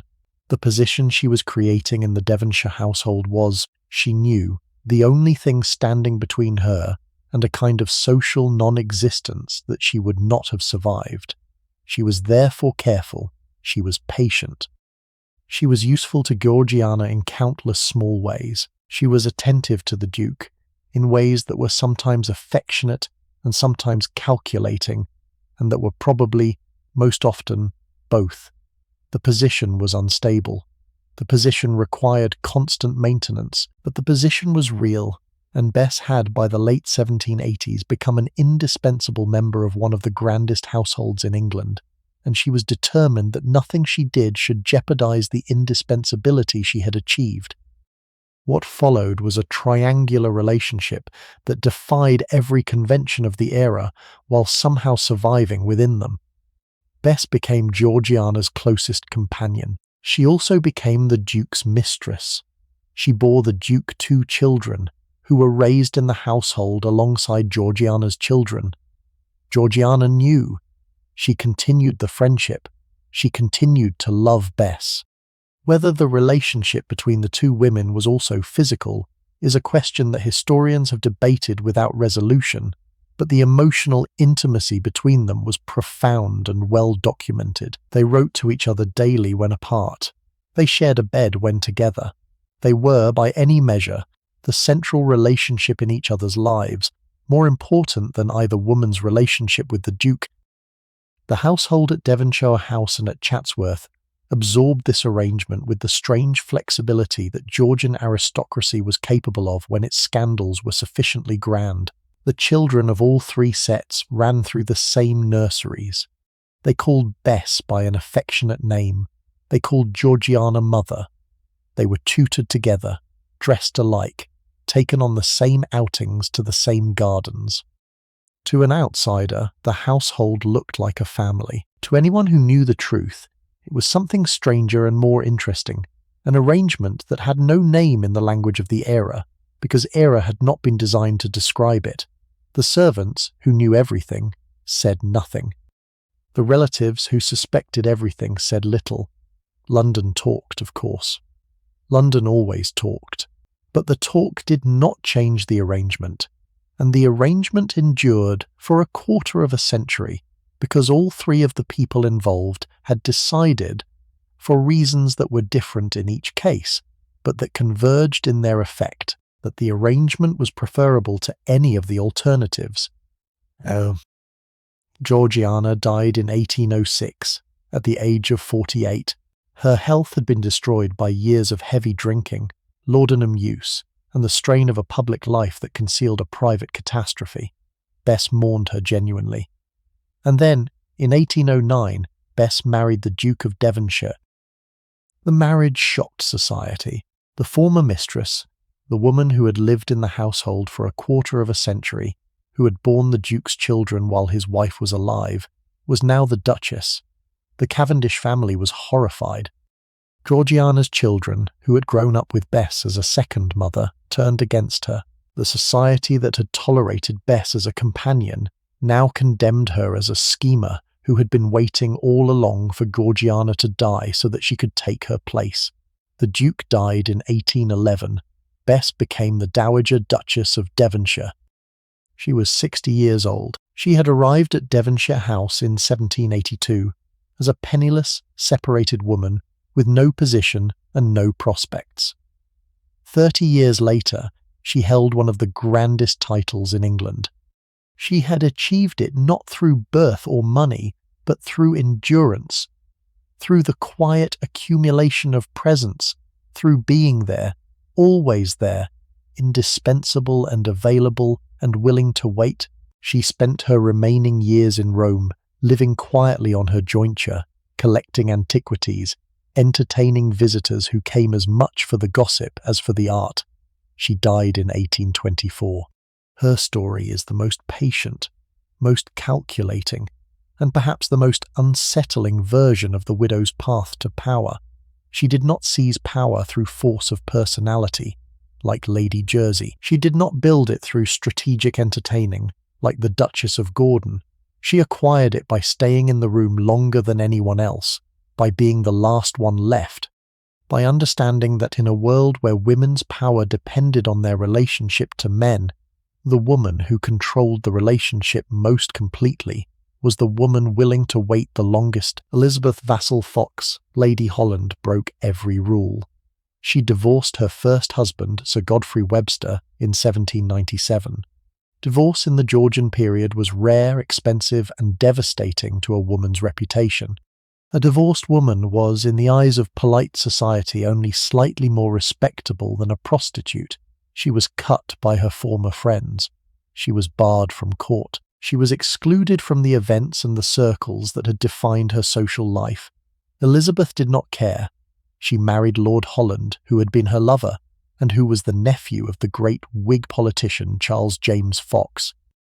She moved into Holland House in Kensington, a Jacobean mansion surrounded by gardens. Over the next 30 years, she proceeded to make it the most important political salon in England, more important than Melbourne House, more important than any drawing room in Mayfair. The marriage to Lord Holland was, by the standards of the era, a love match in the most ordinary sense.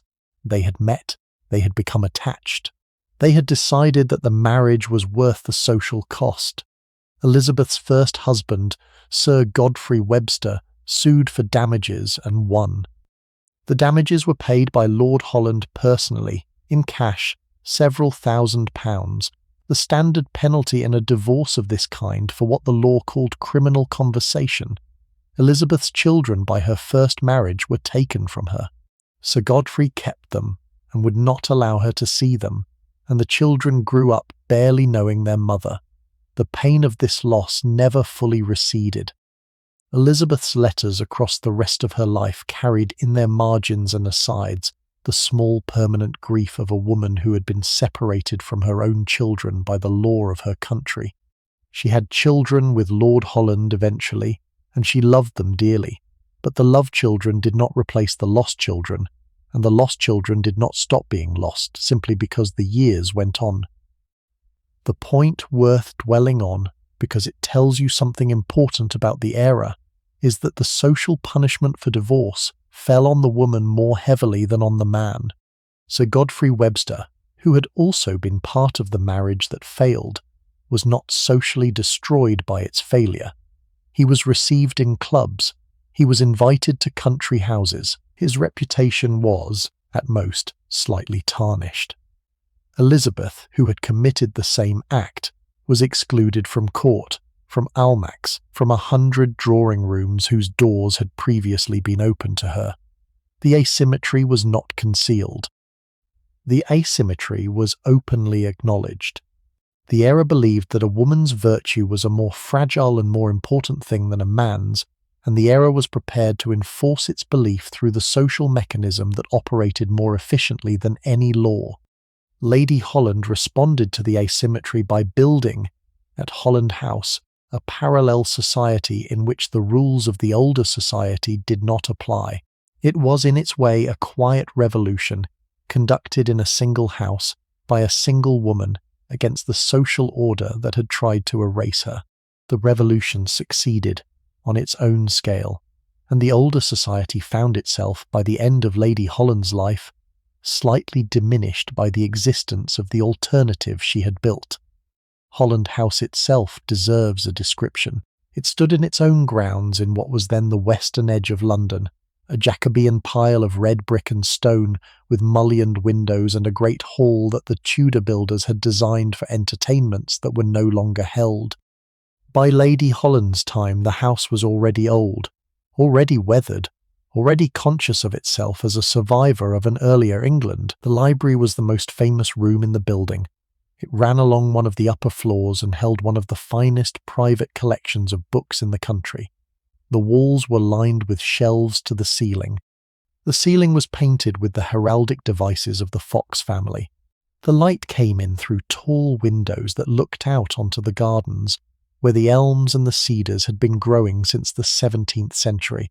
To be invited to dinner at Holland House, and to spend the hour before dinner walking in this library, taking down books that the owner had read, looking at marginal notes made, was, for any literary or political man of the era, an experience that he would write about for the rest of his life. Many of them did write about it. The volumes of memoir and reminiscence that survive from the Holland House circle are an entire small literature of their own. Her method was simple. She invited everyone who was interesting, regardless of whether they were respectable. She invited politicians and poets and novelists and foreign diplomats and exiled princes and anyone who could contribute to a conversation that she insisted be the best in London. Byron came. Dickens came, though later, after Lady Holland's husband had died and she was running the salon alone. Macaulay came and talked brilliantly, and at length, which was both his gift and his curse. Sidney Smith came and was witty. Samuel Rogers came and was spiteful. Lord Grey came and was serious. Lord Palmerston came and was charming. The poets came for the conversation. The politicians came for the intelligence. The diplomats came because Holland House was the one place in London where they could speak freely. What they said would not appear in the morning papers. Lady Holland controlled her guests with an authority that extended to their discretion. Talleyrand came, the French diplomat, who had survived every regime from the Revolution to the Restoration, and who considered Lady Holland the only woman in England worth talking to. The Duke of Wellington came despite being a Tory and therefore Lady Holland's political enemy, because the food was good and the conversation was better. She was rude. She was demanding. She ordered her guests about with a directness that would have been considered intolerable in any other hostess. She told people where to sit and when to leave, and what subjects were permitted and which were not. She sent notes to guests during dinner, delivered by footmen on silver trays, instructing them to change the subject or to stop boring the person next to them.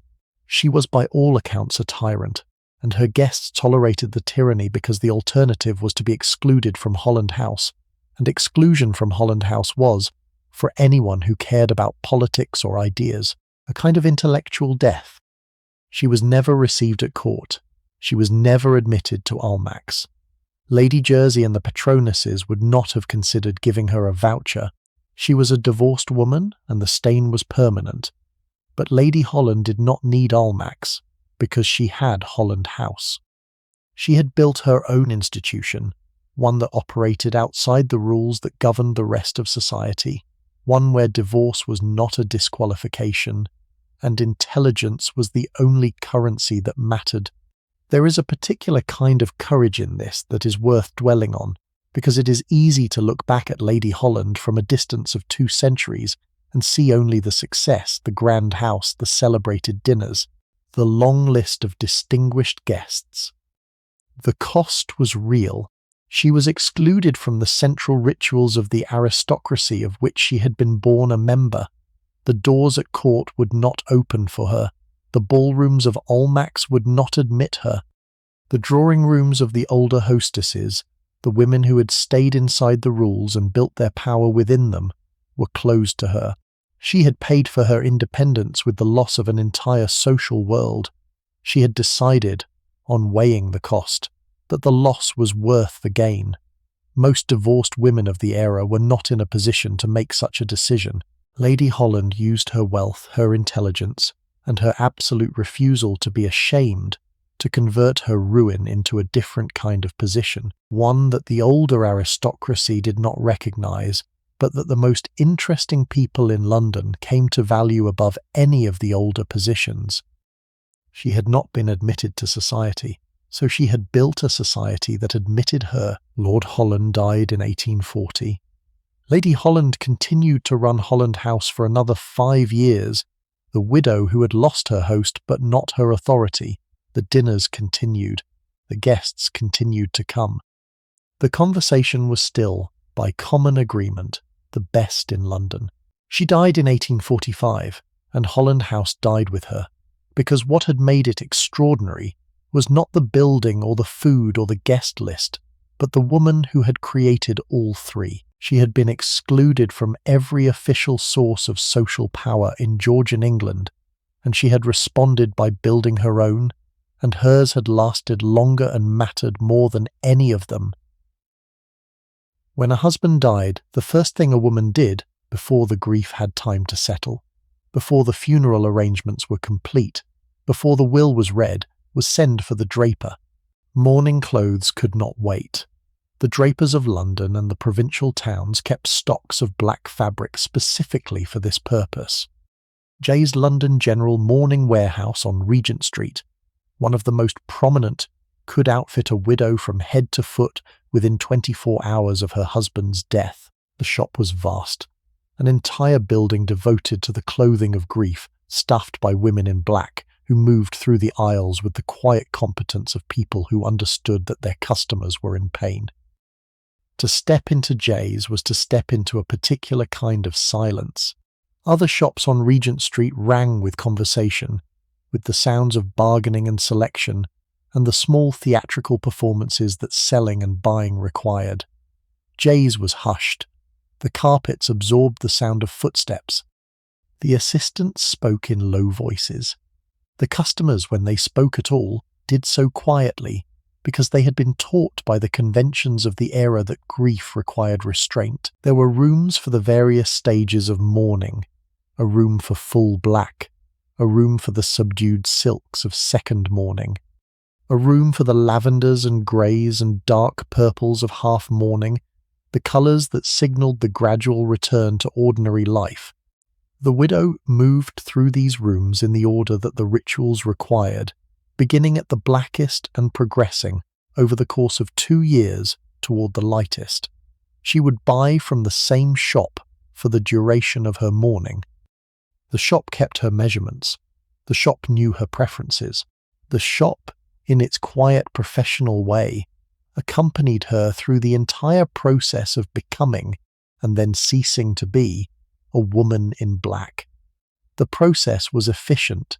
The widow or her representative would arrive at the shop. The measurements would be taken. The fabrics would be selected. The garments would be cut and sewn and delivered, sometimes within the same day, so that the widow could appear at the funeral in the correct costume. The speed was essential. A husband might die on Monday and be buried on Thursday. The widow needed to be properly dressed by Wednesday at the latest. Society required them immediately. To appear in public without proper mourning within days of a husband's death was a failure of respect so severe that it could follow a woman for years. The first stage was called full mourning. It lasted 12 months. The fabric was parramatta, a blend of silk and wool with a dull finish, or bombazine, a heavier fabric with a similar matte surface. The key requirement was that the fabric must not shine. No silk, no satin, no taffeta, nothing that caught the light. The mourning dress must absorb light, must appear to absorb everything, as though the woman wearing it had been swallowed by the darkness of her loss. The dress was trimmed with crepe, a crimped fabric made from tightly twisted silk that had been treated to produce a rough, granular texture. The crepe was attached to the dress in bands at the hem, at the cuffs, at the collar. The width and placement of the crepe bands were specified by custom. Wider bands signified deeper grief. Narrower bands signified the passage of time. The crepe had a distinctive smell, a slightly chemical odor from the treatment process, and the smell of a woman in full mourning was a recognizable thing. You could identify her by scent before you saw her. The jewellery was jet. Black jet beads from Whitby in Yorkshire, carved into brooches and earrings and necklaces. No diamonds, no gold, no pearls. Nothing that sparkled or glittered or suggested that the woman wearing it had any interest in ornament. The only exception was mourning jewellery made from the hair of the deceased, woven into bracelets or set under glass in brooches, a piece of the dead man carried on the body of the living woman. There was an entire small industry that supported this single Yorkshire stone. The jet of Whitby, fossilized wood compressed over millions of years into a glossy black mineral, had been mined and worked there for centuries, but the Georgian and Victorian taste for mourning jewellery turned the trade into something much larger. Workshops along the Whitby seafront employed hundreds of carvers, men hunched over wheels and small chisels, shaping the rough black stone into beads and lockets and the elaborate carved brooches that the era required. The jet trade rose with the demand for mourning. It would fall again, in due course, when the mourning rituals themselves softened and the generation that had observed them strictly was replaced by a generation that did not. But while it lasted, an entire small town in Yorkshire was, in effect, employed to produce the visible accessories of grief for the women of the country, and the women, in their bedrooms, opened the small black boxes in which the new pieces had been delivered, and laid them out and chose the day's pieces, and put them on and went down to breakfast already armoured for the public performance of widowhood. The mourning rings were the most personal of the pieces. Each ring contained, in a small enclosed compartment beneath a flat panel of jet or onyx, a lock of the dead man's hair. The hair had been cut at the time of death and preserved in a small paper packet, and the jeweller had received it some weeks later, when the widow had recovered enough to think about such commissions, and the jeweller had woven the hair into a tiny pattern, sometimes a wreath, sometimes a knot, sometimes a more elaborate device with the man's initials worked into it, and the woven hair had been set under glass and sealed into the ring. The widow wore the ring on her right hand, often the smallest finger, where it would not catch on her glove. She was conscious of it constantly, the hair of the man she had buried, against the skin of her hand every day for the rest of her life. It was a practice that to modern sensibilities can seem morbid. To the women who wore the rings, it was something else. It was a small portable continuity. The man was gone, the hair remained. The hair was on her hand, the hand was hers. The continuity was, in its small way, a comfort. After 12 months, second mourning began. The crepe was reduced, silk was permitted, a black silk dress, still entirely black, but with a sheen that the first year had forbidden. The jewellery could include jet set in gold. The restrictions were easing, slowly, the social system releasing the widow back into the world by degrees. After 18 months, half-mourning began. The colours could lighten: grey, lavender, mauve, dark purple. The woman could begin to wear these colours in combination with black, the gradual return of colour to her wardrobe signifying life to her existence. By the end of 2 years, she could wear whatever she chose. She was free to dress in colour, free to attend social events without restriction, free to dance, to laugh, to be seen enjoying herself without the censure that would have accompanied any display of pleasure during the mourning period. The cost was significant. A full mourning wardrobe could cost £20 to £50 for a middle-class family, at a time when a clerk earned perhaps £100 a year. The expense was unavoidable. To mourn inadequately, to wear the wrong fabric or the wrong colour, or to skip a stage of the mourning process, was to disgrace the family. Social pressure enforced the rules more effectively than any law could have. Neighbours watched. Friends commented. The draper, who made his living from death, kept black fabric in stock at all times because the demand was constant. For the poor, mourning clothes were an impossible luxury. A labourer's widow who could barely afford to feed her children could not afford a new wardrobe in black. She would dye her existing clothes using whatever black dye she could find, and the results were often patchy, the black fading to grey or brown within weeks, marking her as a woman who could not afford to mourn properly. The judgment that followed was one of the small cruelties that the class system inflicted on the women who could least afford it. To be poor was hard enough. To be poor and judged for grieving incorrectly was a refinement of hardship that only a society obsessed with appearances could produce. Within the household itself, the mourning rituals shaped the daily texture of the widow's life in ways that went far beyond the dress. Visitors were not received during the first month. Calling cards were left at the door, and the cards were collected on a tray in the hall, and the widow looked at them in the evening and noted who had called and who had not, but she did not return the visits. Letters of condolence arrived in great numbers and had to be acknowledged, but the acknowledgement was brief, formal, conducted on black-edged paper that was sold for this purpose. The household linen, the household notepaper, the household crests on the family carriage were all changed to incorporate the marks of mourning. The carriage horses, if the widow rode out, wore black. The footman on the back of the carriage wore mourning livery. The whole apparatus of the household announced in its small visible adjustments that a death had occurred here and that the rituals were being observed. The children were dressed in mourning too. Even the very young, who could not understand what had happened, were put into small black frocks and were taught to be quiet around their mother. The schoolroom continued, because the schoolroom always continued, but the lessons were softer. The music master did not come for the first weeks. The dancing master was suspended for the year. The portraits of the deceased were brought out of the attic, where they had been stored, or commissioned anew from a fashionable painter, who specialized in portraits taken from the life mask, so that the dead man's face would continue to look down from the walls of the dining room while the family ate beneath it. There was a particular weight to those dinners.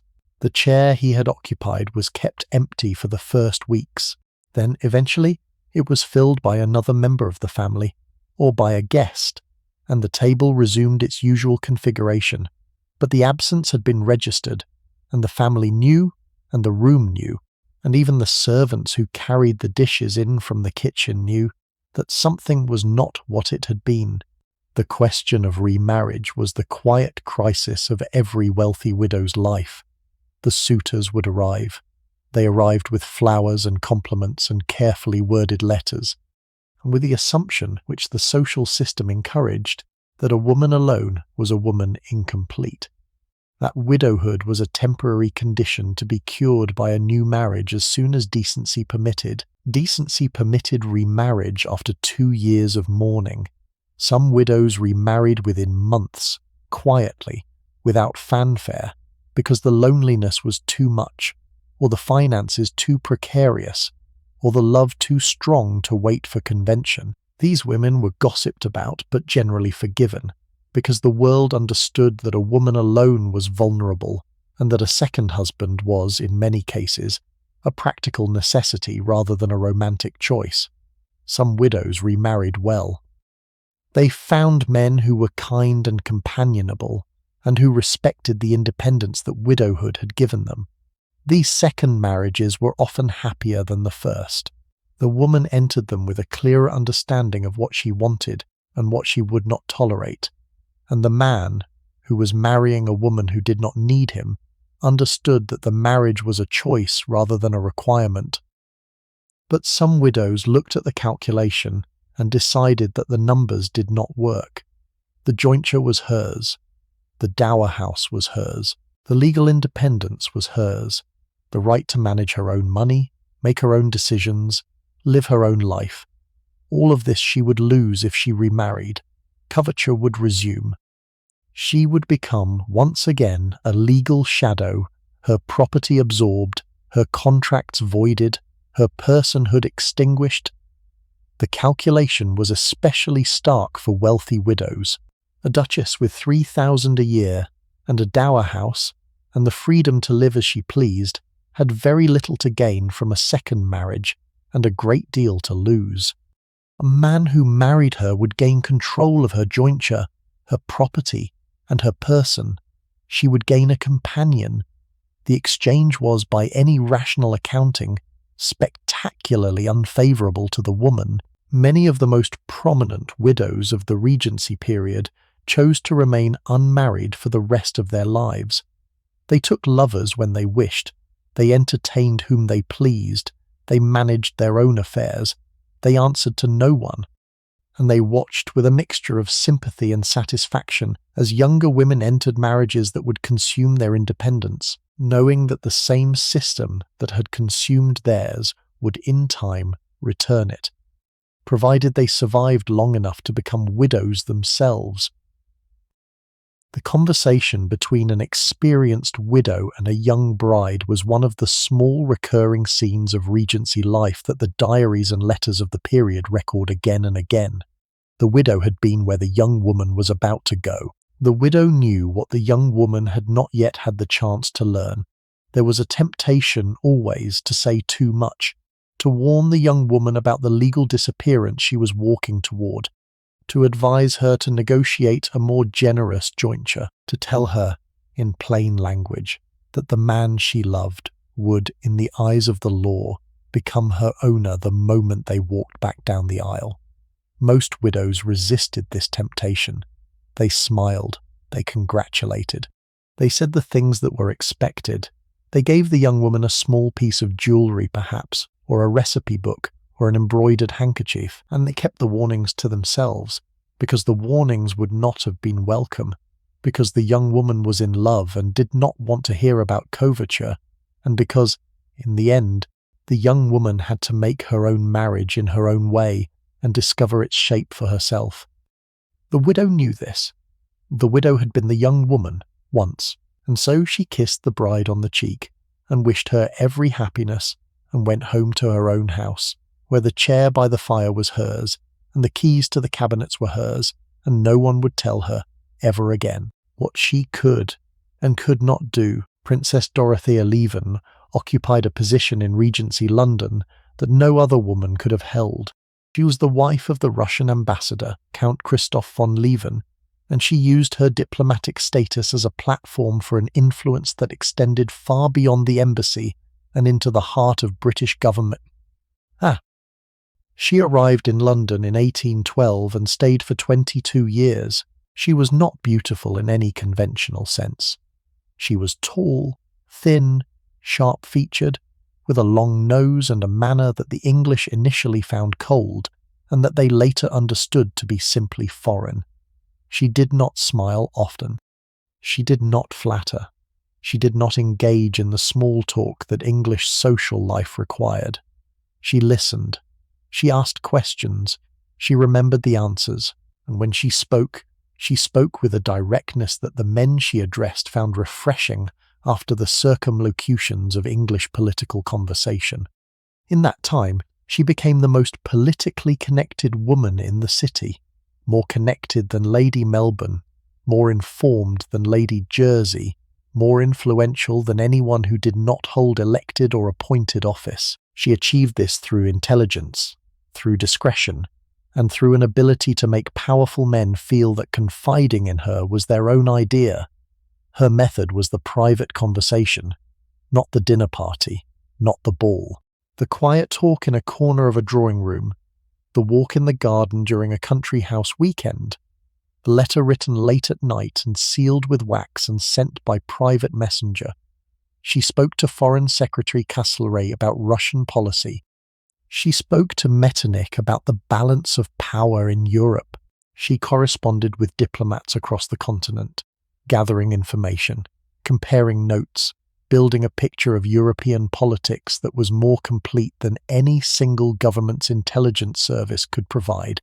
She was not a spy. She was something more subtle and more effective. She was a conduit. Information flowed through her, from London to Vienna to St. Petersburg and back, and the flow was managed with a skill that made her indispensable to everyone who used it. The British government found it useful to have a channel to the Russian court that bypassed the formal diplomatic machinery. The Russian government found it useful to have an observer in London who understood British politics better than most British politicians did. Princess Lieven served both purposes, and the dual service gave her a power that no official title could have conferred. Her letters to her brother, Count Alexander Benkendorf, who was the head of the Russian secret police, are one of the great archives of 19th century European political history. Over 20 years of correspondence, she described in detail the personalities of every leading British politician, the strengths and weaknesses of every prime minister, the state of every great house, the marriages, the affairs, the financial troubles, the political alliances. She wrote with a precision and a wit that made her letters worth reading even apart from their content. She was, in her private correspondence, one of the great writers of her era, a fact that her contemporaries did not know and that historians have only gradually come to recognize. The letters were not casual. She wrote them at a particular hour, in a particular room, with a particular set of materials laid out on the desk before her. The fire was lit, the candles were trimmed, the paper was good, the ink was fresh. She wrote with a steel pen, recently introduced and not yet universal, but she had adopted it because it produced a steadier line than the quill and allowed her to write for longer without the small interruptions that quill writing required. She wrote at speed. She rarely revised. The letters that survive in the Russian archives, in their thousands, are the products of a mind that had organized itself for this work, and that performed the work, night after night, with the consistency of a craftsman fulfilling a commission. She knew her brother would read them. The letters were therefore not merely letters. They were the slow accumulating influence of one woman on the policy of an empire. She was not a widow during her London years. Her husband was alive throughout, but she behaved with the independence that widowhood would have given her, because her husband was an indolent, agreeable, politically uninvolved man who left his wife to do whatever she liked, and what she liked was to run the most important diplomatic salon in London and to influence the policy of every major European power simultaneously. When her husband was recalled to St. Petersburg in 1834, she went with him, reluctantly, and her London years ended. But the lessons of her career remained. She had demonstrated that a woman with intelligence and discretion and access could exercise more influence over the foreign policy of multiple major nations than most of the men who held the formal titles. She had done this without ever holding an office, without ever being elected, without ever being officially consulted. She had done it by being interesting enough that the men who held the offices wanted to talk to her, and trustworthy enough that they were willing to confide in her, and intelligent enough that her opinions were worth seeking. The model was not new. Lady Melbourne had used a version of it, but Princess Lieven refined it, internationalized it, and demonstrated its possibilities at a scale that no English hostess had matched. The discipline of letter writing, which was the medium through which Princess Lieven and most of the other women we have been describing did their work, deserves a moment of its own. The Morning Post, which arrived in London twice a day in the early 19th century, and which carried letters across the country with a speed that had never been achieved before, was the central technology of the women's political world. A letter posted in London on Monday afternoon could be in Bath by Tuesday morning, in Edinburgh by Wednesday evening, in any major town in England by the end of the week. The system was reliable. The system was respected. The system was the medium through which a hostess in Mayfair could, without ever leaving her own drawing room, conduct a continuous conversation with 20 other hostesses in 20 other places, and through which the political opinions of the country could be shaped daily, hourly, by people who never appeared in the parliamentary record at all. The widow's writing desk was the central piece of furniture of her life. It stood against a wall in her morning room, near a window for the natural light, with a small lamp for the dark hours. The drawers contained her stationery, her sealing wax, her small collection of seals, her supply of fresh quills or steel pens, her ink in its covered wells. The top of the desk had her writing slope, a wooden surface with a slight angle to make the writing easier on the wrist, covered in green leather or in baize. The writing slope opened to reveal a compartment for current correspondence and another for letters that needed to be answered. The widow's hand, over the decades, had worn the leather of the slope smooth where her wrist rested, and the indentation was the small physical record of the thousands of hours she had spent at this desk, in this position, with this pen in her hand, writing the letters that constituted her actual political work. The act of sealing a letter was itself a small ceremony. The widow folded the paper carefully. She lit the candle that stood on her desk for this purpose. She held a stick of red sealing wax to the flame until a drop began to fall, and she let the drop land on the join of the paper, and she pressed her seal into the soft wax before it cooled. The seal might bear her own arms if she was titled, or her husband's arms which she still used, or a small personal device that had been hers since girlhood. The seal had a meaning that we have largely lost. It was not just a closure. It was a signature. It said, "This letter is from me." It said, "I have closed this letter myself." It said, "If the seal is broken when this letter arrives, you will know that someone has read it before you." The seal was the small physical guarantee of privacy in a world where letters travelled through many hands before they reached their destination, and the widow, every time she pressed her seal into the wax, was insisting on her own authority over the words she had written. As the Queen Charlotte of Mecklenburg-Strelitz was not a widow either, but she was something very close to one. The something very close is the version of widowhood that the women we have been describing would have recognized most immediately, the version that involved the most work and the least credit. George III began to lose his mind in 1788. The first episode came suddenly. He was at dinner at Windsor when his behaviour changed. He began to talk rapidly, without pause, his words tumbling over each other. He became agitated. He seized the Prince of Wales by the collar and threw him against a wall. The Queen was summoned. She found her husband in a state that terrified her, his eyes wild, his speech incoherent, his body in constant motion. The doctors were called. The doctors had no idea what was wrong. The episodes came and went for years, periods of madness alternating with periods of lucidity. During the mad periods, the king would talk without stopping for hours.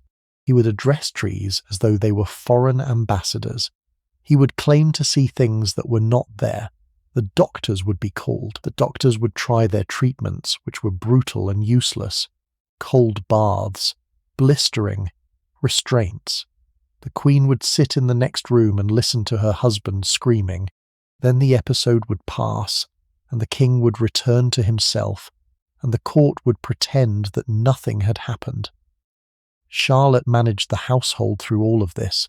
She managed the court. She managed the public face of the monarchy during the periods when the king was too ill to appear.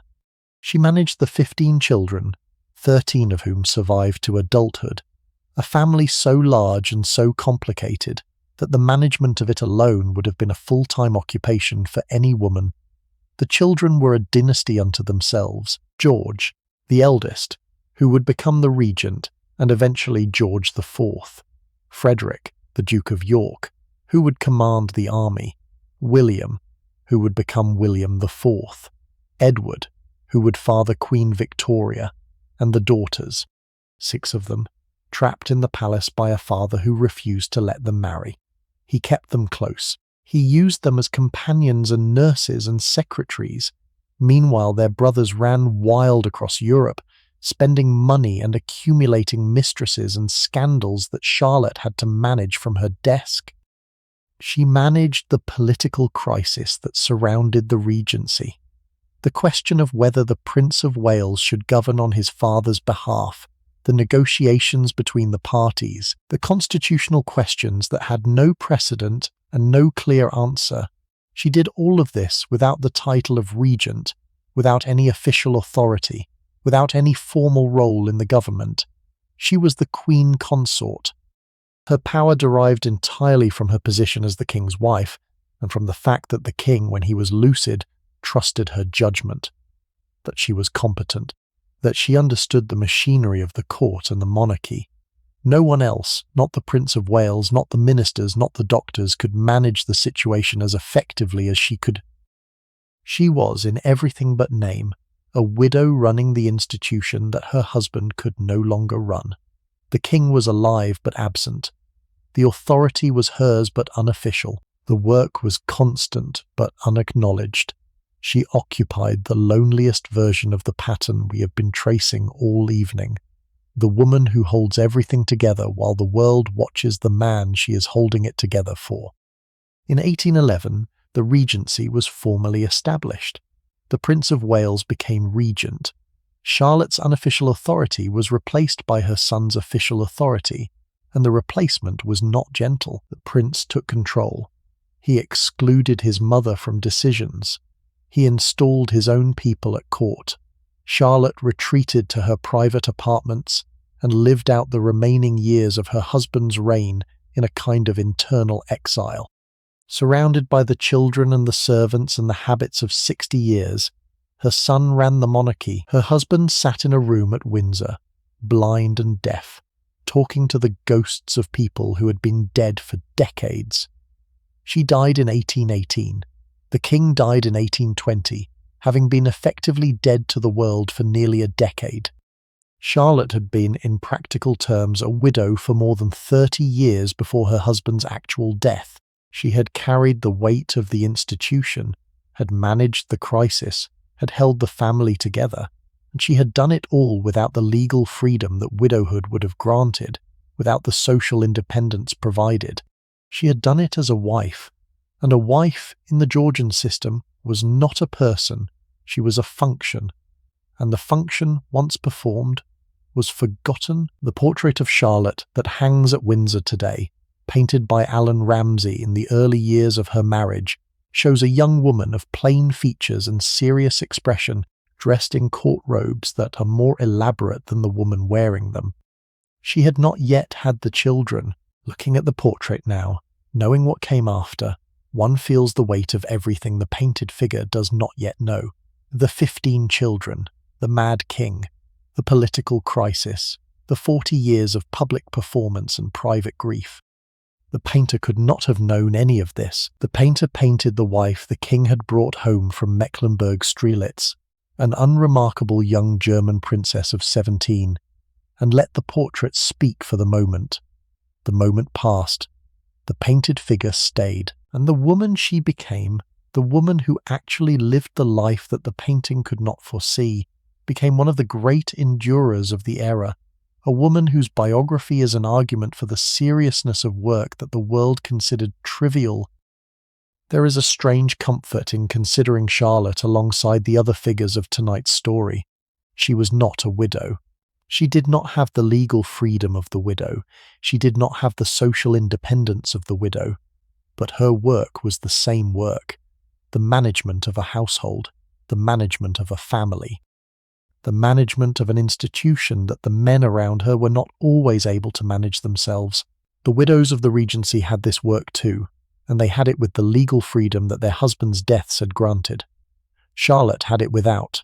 The difference made her position lonelier and harder, but it did not change the work itself. Whatever the widow did in her drawing room, Charlotte did in the Queen's apartments at Windsor, on a larger scale, and with less acknowledgement, and with no end except the end that her own death finally provided.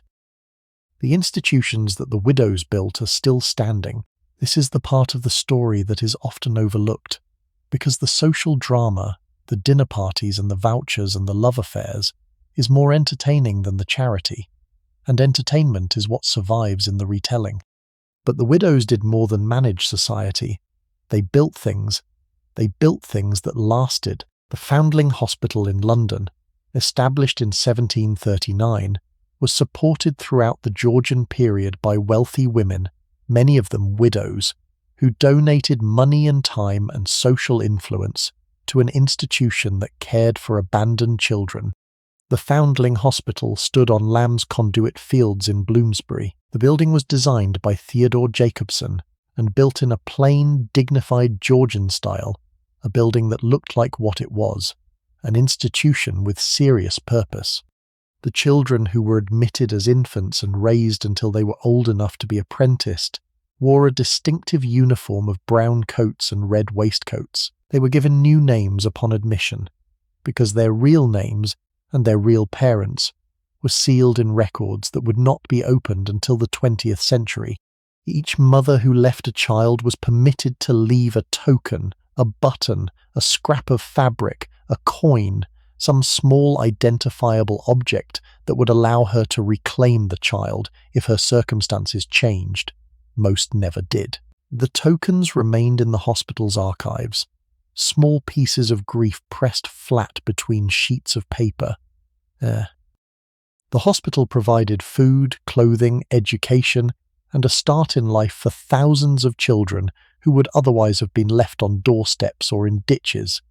The women who supported it did so not from the margins, but from the centre of society. They held fundraising concerts. They organised charity balls. They used their social networks to recruit donors and supporters. The Foundling Hospital survived because wealthy women decided it should survive, and their decision carried weight because their social position gave them the authority to mobilise resources on a scale that no individual donor could match. The lying-in hospitals for poor women were another creation of wealthy widows' philanthropy. Childbirth killed women. It killed poor women disproportionately, because poor women gave birth in cold rooms without medical assistance, without clean water, without anyone who knew how to manage the complications that could turn a routine delivery into a fatal one. The lying-in hospitals provided a clean bed, a trained midwife, and a few days of rest after the birth. They were funded by subscription, by donations from wealthy patrons, by the proceeds of charity events organised by women who understood, from their own experience of childbirth, what the absence of these things meant. Schools for girls were founded by women who understood that education was the one weapon that the system could not take away. A woman's property could be absorbed by her husband. Her legal identity could be extinguished by marriage. Her social position could be destroyed by scandal. But her knowledge remained hers, could not be transferred, could not be confiscated, could not be legislated away. The schools that wealthy widows founded in the Georgian period taught reading, writing, arithmetic, needlework, and household management.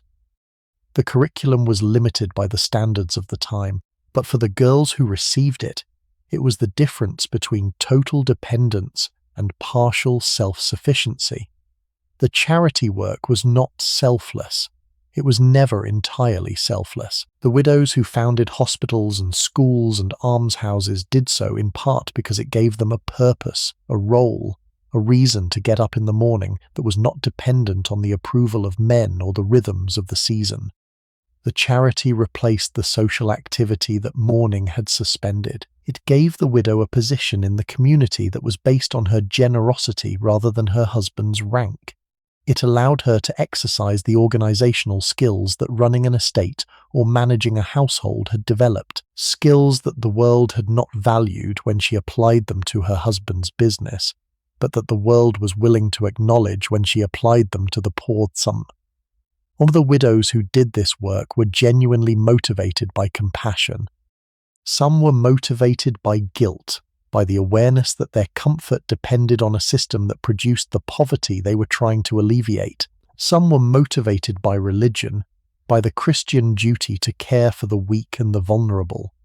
Some were motivated by all three at once, and the mixture of motives does not diminish the results.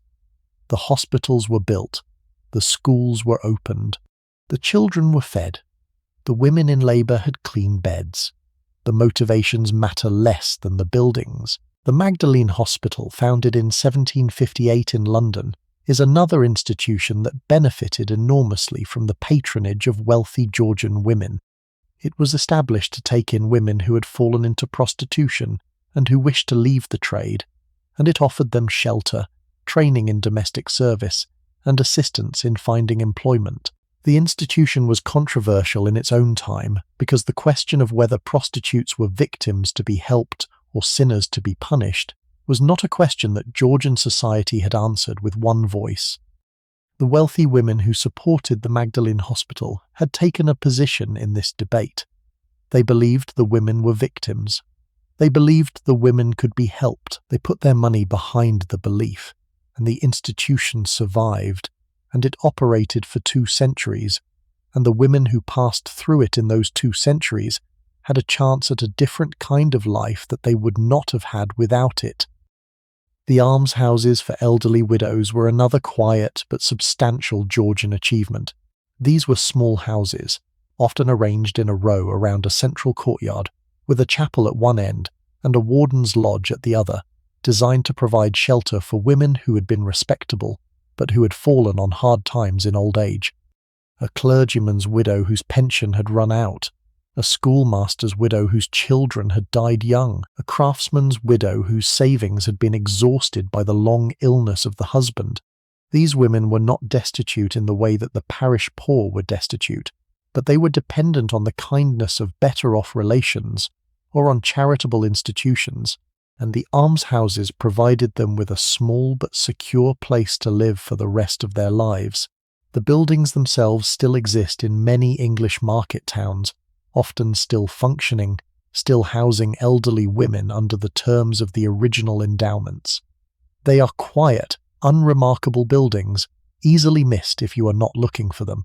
But the widows who founded them had thought about the problem of older women's poverty in a serious and practical way, and they had funded a solution that has, in many cases, lasted for 2.5 centuries. The Sunday schools, the village schools, the workhouse infirmaries, the soup kitchens, the lying-in charities for poor mothers, the orphan asylums, the homes for the blind, deaf, the dispensaries that provided medical care to the working poor in their own neighbourhoods. The list of institutions that wealthy Georgian women funded is enormous, and the list does not even attempt to capture the smaller, more local, less well-recorded contributions that the same women made in their own villages and parishes.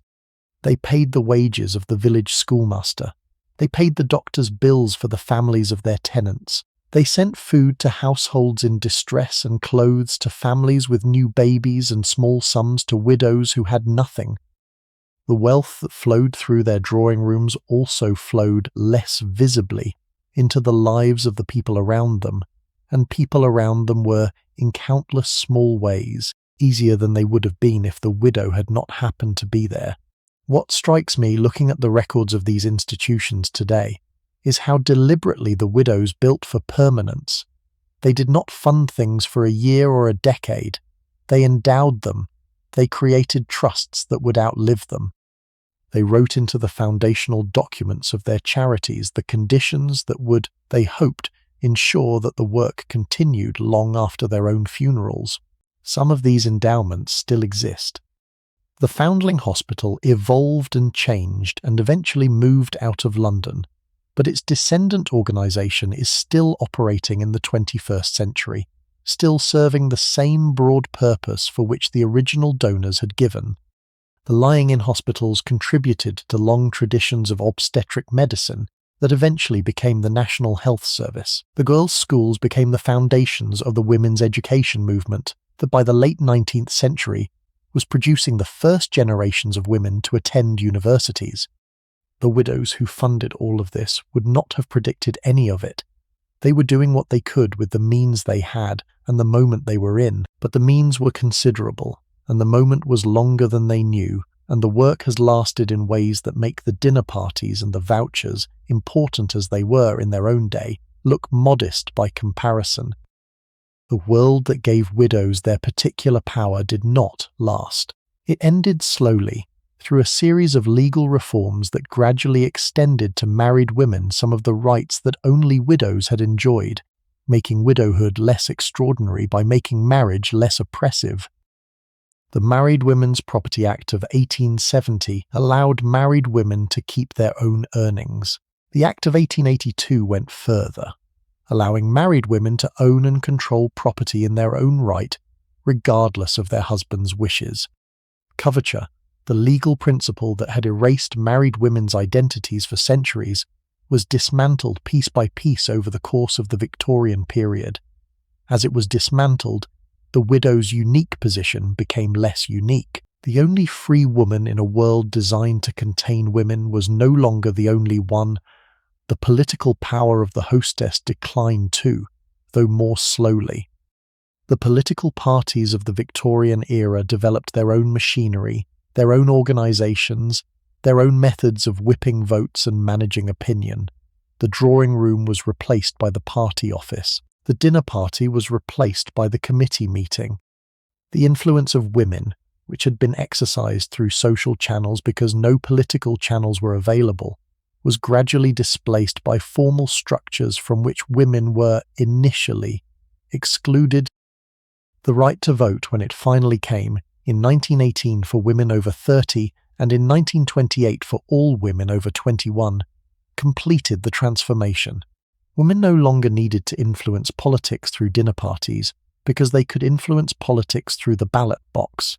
But something was lost in the gaining. The particular skills of the Regency hostess, the ability to read a room, to manage a conversation, to place people in proximity that produced results.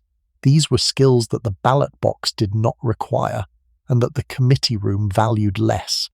The widow's art was the art of indirection.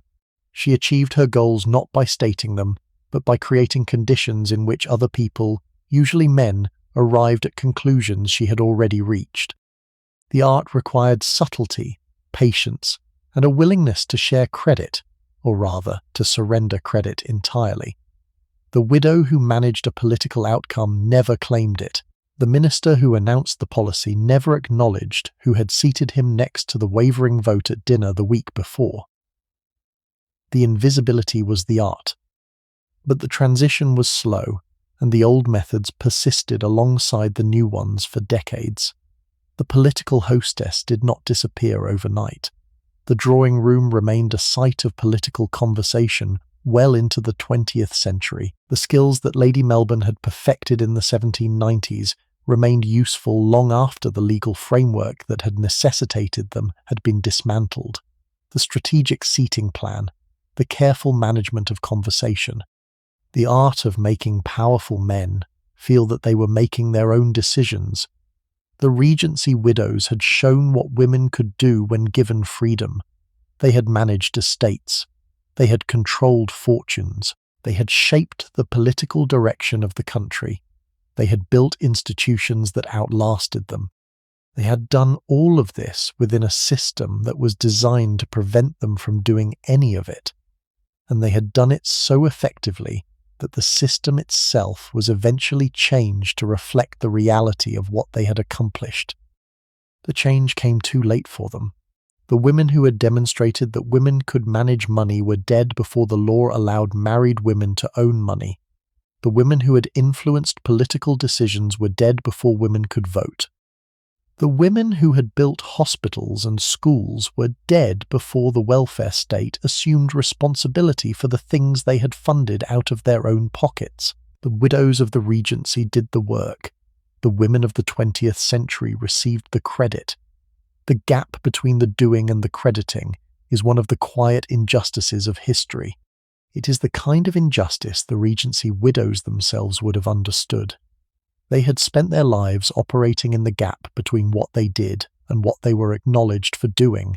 The houses they had lived in tell a part of the story that the biographies do not always tell. Many of those houses are still standing. Holland House was severely damaged during the Second World War, and now exists only as a partial ruin within a London public park, but the ruin itself has been preserved, and you can walk through the remaining shell of the building where Lady Holland conducted her dinners. Devonshire House is gone, demolished in 1924 to make way for an office block, but Chatsworth still stands, still receives visitors, still contains the rooms that Georgiana walked through and the gardens that she designed with Capability Brown. The dower houses on 100 Georgian estates still exist, and many of them are now privately owned by people who know, when they know it at all, only the broad outline of the woman who once lived in their drawing room. The houses do not remember their tenants. The houses are simply there, doing the slow work of being old buildings, while the women who once made decisions inside them have passed into the histories or have failed to pass into the histories, depending on whether the decisions they made happen to align with the things the histories thought worth recording. The diaries and letters that have survived give us occasional unexpected glimpses of these women in moments that the public record does not capture. A note in the margin of a household account book made by a widow whose name we know but whose handwriting we have not learned to recognize, recording that she had given 2 shillings to a beggar at the gate, an entry in a private journal recording the death of a favourite dog, written in a tone of such genuine grief that the woman who wrote it could not have been the entirely composed political operator that her contemporaries believed her to be. A letter to a granddaughter, written late in life, in which the widow tries to explain something about her own marriage that she has never put into words before, and that the granddaughter, reading the letter 80 years later when she is herself an old woman, only partially understands. These are the fragments. These are the small pieces of evidence that the women themselves produced in their unguarded moments when they were not performing for the world. They do not add up to a complete picture of any of these women. The complete picture is gone, but the fragments are enough to remind us that the figures we have been talking about all evening were, before they were anything else, people with daily lives and small habits and private griefs, and the kind of love for a particular dog or a particular grandchild that is the most ordinary thing about any of us. And that is also, in the records of the great, the part that gets lost first. There is a particular sadness in this that I want to stay with for a moment, because the sadness is not the sadness of failure. These women did not fail. By any honest measure, they succeeded enormously. They built lives of consequence in a system that had been engineered to deny them consequence. They raised the next generation. They funded the institutions.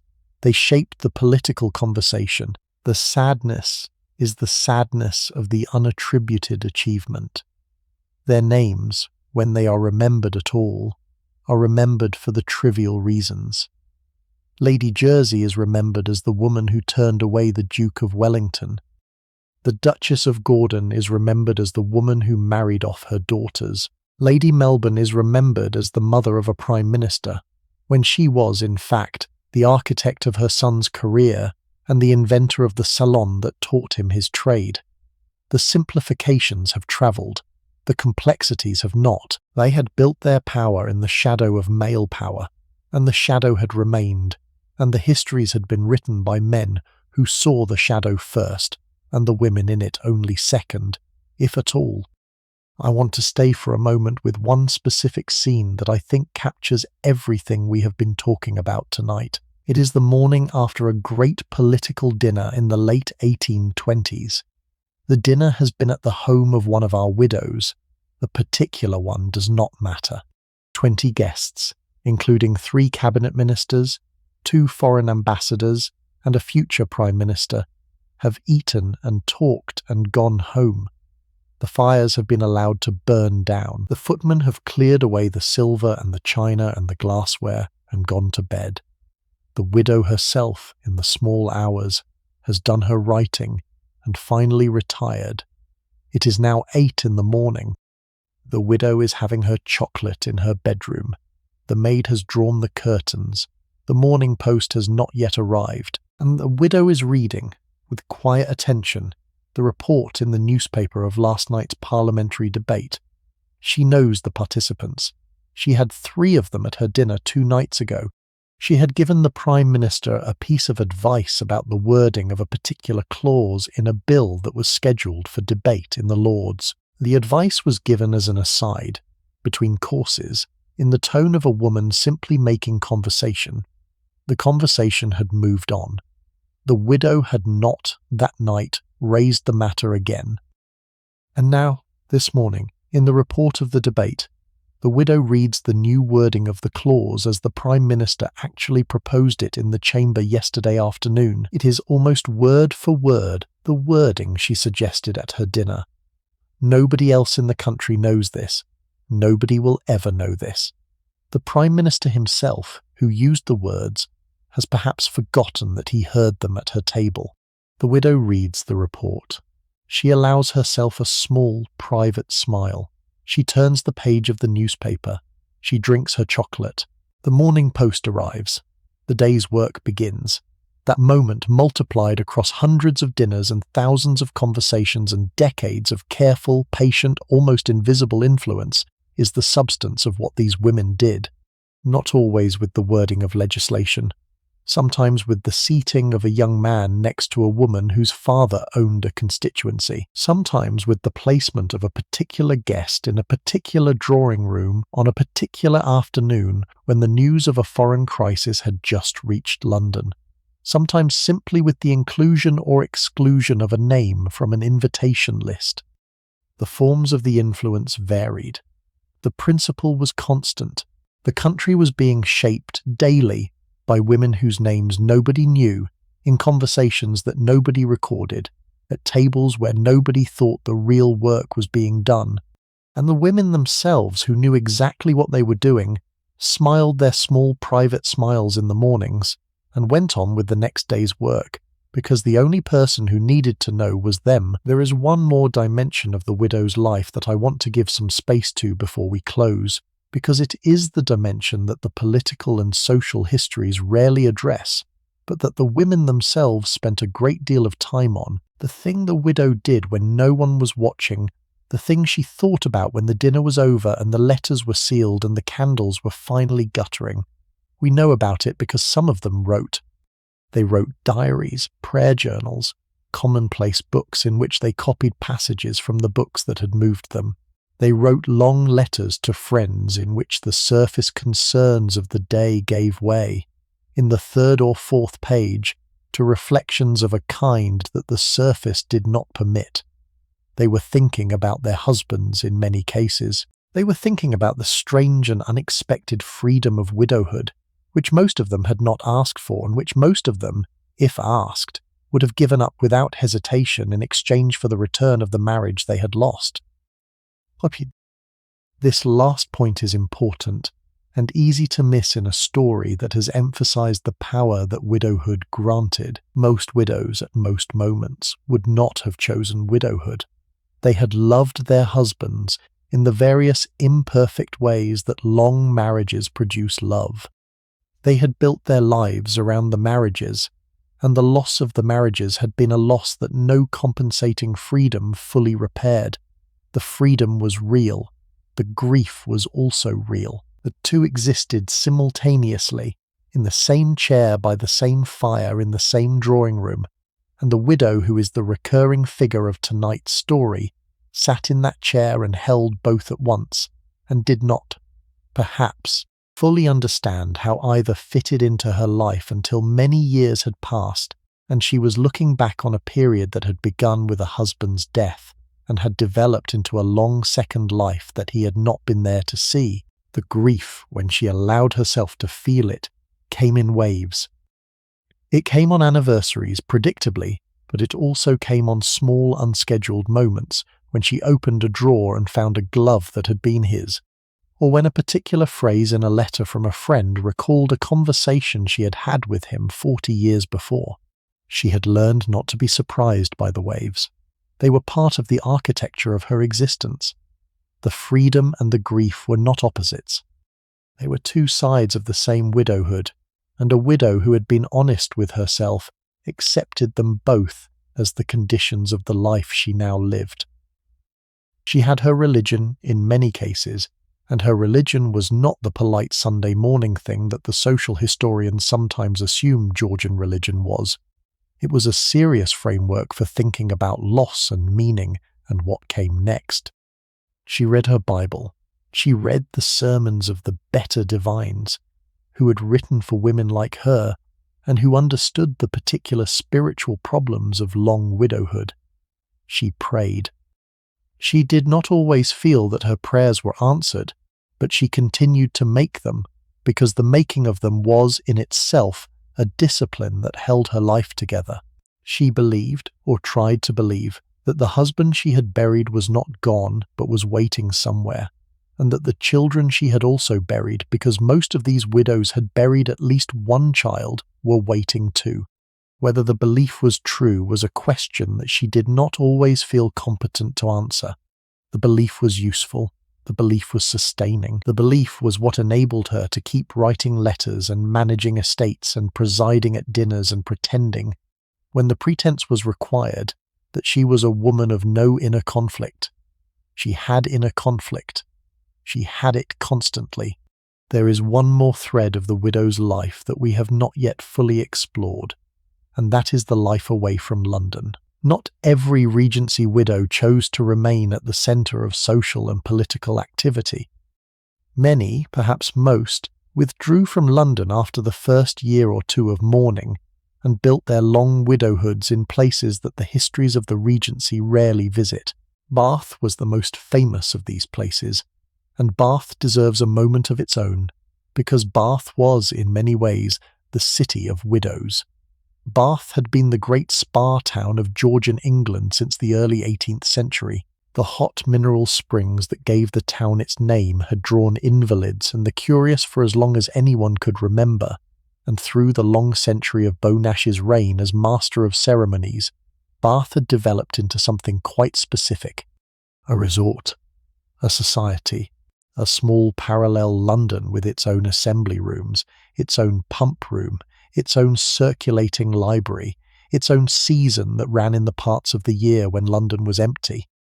By the Regency, the medical fashion that had originally drawn visitors was beginning to wane, but the social architecture remained, and a particular kind of resident had emerged to occupy it, the widow on a comfortable jointure who had decided that London was too expensive, too demanding, too full of memories, and that Bath would do just as well. A widow in Bath could rent a small house on one of the elegant crescents for a modest annual sum. She could take her morning walk along the crescent or in Sydney Gardens. She could attend the pump room, where the waters were drunk and the gossip was traded. She could play cards in the evenings at the upper rooms or the lower rooms. She could go to the theatre in Beaufort Square. She could attend services at the Abbey or at one of the smaller fashionable churches. The whole calendar of her life was structured by a series of comfortable, predictable, gently sociable activities, none of which required the energy or the expenditure that London demanded. A widow who had been spending £2,000 a year on the London season could maintain a perfectly respectable establishment in Bath for half that, and the social scene, while less brilliant, was less exhausting, and the company, while less powerful, was kinder. The widows of Bath formed their own loose community. They knew each other from the pump room and from the assemblies. They visited each other's drawing rooms in the afternoons. They organised small dinner parties of 6 or 8 rather than the grand dinners of 20 that London required. They went to the theatre in shared boxes. They subscribed together to the circulating library. They were not, as a group, doing the political work that the London hostesses were doing. They were doing something quieter. They were sustaining each other through the long second half of life that widowhood had become for them. And the sustaining was a kind of work that the histories do not adequately credit, but that the women themselves understood as the central activity of their later years. The friendships that Bath produced are some of the most affecting in the surviving correspondence of the era. 2 widows who had met at the pump room in 1810 and who continued to write to each other for the next 30 years, comparing notes on the weather, the church, the latest novel, the small ailments of advancing age, the the marriages and deaths of children and grandchildren. The letters are not particularly literary. They are not designed for posterity. They are the record of one of the great practical achievements of the era, which was the construction, by women who had lost the men around whom their lives had been organized, of a network of mutual support that took the place of the lost centre, and that for many of them became more important than the centre had ever been. The provincial widow who lived neither in London nor in Bath, but in the small market town nearest to her late husband's estate, occupied yet another position. She was often the most powerful woman in the town. The local gentry deferred to her because of her rank. The tradesmen sought her custom because of her wealth. The vicar consulted her on parish matters because she was the principal patron of the church. The schoolmaster had been appointed with her approval. The doctor attended her family before any other. She was, in her small geography, the centre of a small world, and she ran the small world with the same combination of intelligence and authority that Lady Melbourne ran London. The provincial widow's day was structured by the small interactions that her position required. Morning calls from the wives of the local clergy and the local magistrates. Afternoon visits to her tenants, particularly when illness or birth or death had occurred in their families. Letters in the evening to her children and grandchildren scattered across the country, and increasingly in the later Regency, across the empire, because younger sons went into the army or the navy or the East India Company, and daughters married men whose careers took them to Calcutta or the Cape or Quebec. The widow who managed correspondence with 3 or 4 sons and daughters in distant parts of the world was, in effect, holding a family together across distances that her own mother could not have imagined. The post took weeks to reach India. The letters were therefore long considered, full of news that the recipient would only receive months after the events, and the widow waited for the replies with a patience that the era had taught her, and the replies came eventually, and she read them with her tea in the morning room, and noted what needed to be noted, and began the next round of letters. There is something I want to say before we approach the end about the way these women thought about time. They had grown up in a world that moved at the speed of horses and sailing ships. They had lived through the arrival of the steam engine, the canal network, the gas lighting, the early railways, the new technologies that were transforming the country around them. By the time the older widows in our story died in the 1830s and 1840s, the world they had been born into was almost unrecognizable. The carriages were faster, the newspapers were larger, the post was quicker, the country was different. The widows had watched all of this happen. They had absorbed it without making a great fuss. They had ordered the new gas lamps for their drawing rooms when the gas became available. They had ridden the early railways when the lines reached the towns near their estates. They had read the new novels. They had sent their grandchildren to schools that taught subjects their own daughters had never been allowed to study. They had been, in their quiet way, modernizers, not because they were ideologically committed to modernity, but because they were practical women who had learned, in their long widowhood, to evaluate every new thing on its merits, and to adopt it if it served them, and to reject it if it did not. This adaptive intelligence was perhaps the deepest of their qualities. The legal and social system had given them their freedom only because their husbands had died. They had not chosen the freedom, they had inherited it, and once they had it, they had used it. They had used it to learn things they had not been taught, to do things they had not been raised to do, to occupy positions that no one had imagined them occupying. The world had handed them a strange, unwanted gift, and they had taken the gift and made it into a life. The young women coming up behind them, the daughters and granddaughters and great-granddaughters who would inherit the changing world of the 19th century, would have a different set of opportunities and constraints. The widow's particular form of power would gradually become less necessary as women's broader rights expanded. But the widows themselves had shown what was possible. They had demonstrated, by simply doing the work that needed doing, that the limitations the law had placed on women's capacities were limitations of the law and not limitations of the women. The granddaughters who became some of the first women to attend universities, to qualify as doctors, to enter the professions, to vote, were standing on ground that their grandmothers had cleared without ever quite knowing what they were clearing it for. The very last evening of a particular widow's life, recorded in a letter from her companion to a distant relation, can stand in for many such evenings that the histories do not preserve. The widow was in her 80s. She had been in declining health for some months. She had spent the day in her bedroom, propped up against pillows, with the curtains drawn against the strong afternoon light. She had been read to by her companion. She had taken a little soup at midday. She had refused supper. By the evening, she was very weak. The doctor came. The doctor said what doctors say in such moments, which was that there was little more that medicine could do, and that the family should be sent for. They came in the night in carriages from the various places they had been settled in. They stood around the bed. They held her hand by turns. She was not in pain. She was simply, slowly, leaving. She had time, in the small, clear interval that sometimes precedes the final fading, to say a few things to the children gathered around her. She said the things that the dying are expected to say. She also said one thing that the companion writing the letter the next morning thought worth recording specifically. She said that she had been very lucky. The companion, who had served her for 15 years and who knew the long, strange shape of the life that was now ending, thought about this for some time before writing it down. The widow had buried 2 husbands.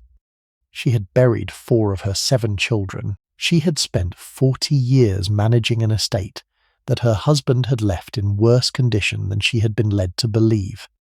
She had lived through 3 reigns and 1 revolution, and the long, unsteady passage from the world of her childhood into the world that had grown up around her.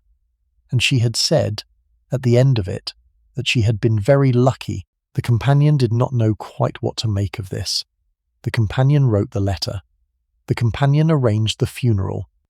The companion went on with her own life, which had been built around the widow's, and which now had to be rebuilt around the widow's absence. The letter survives.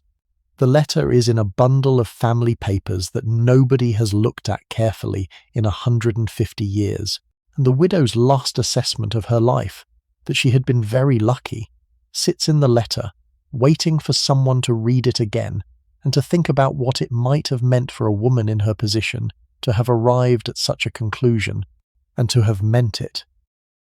I think she meant something specific.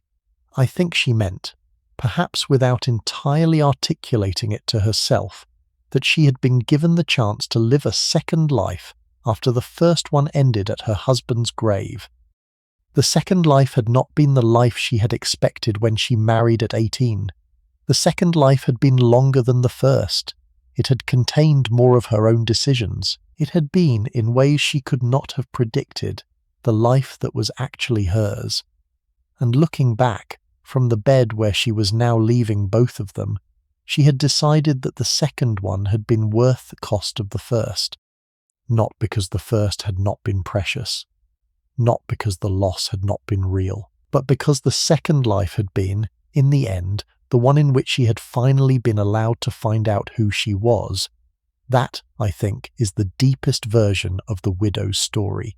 It is not a story about power, although the women we have spent the evening with had power.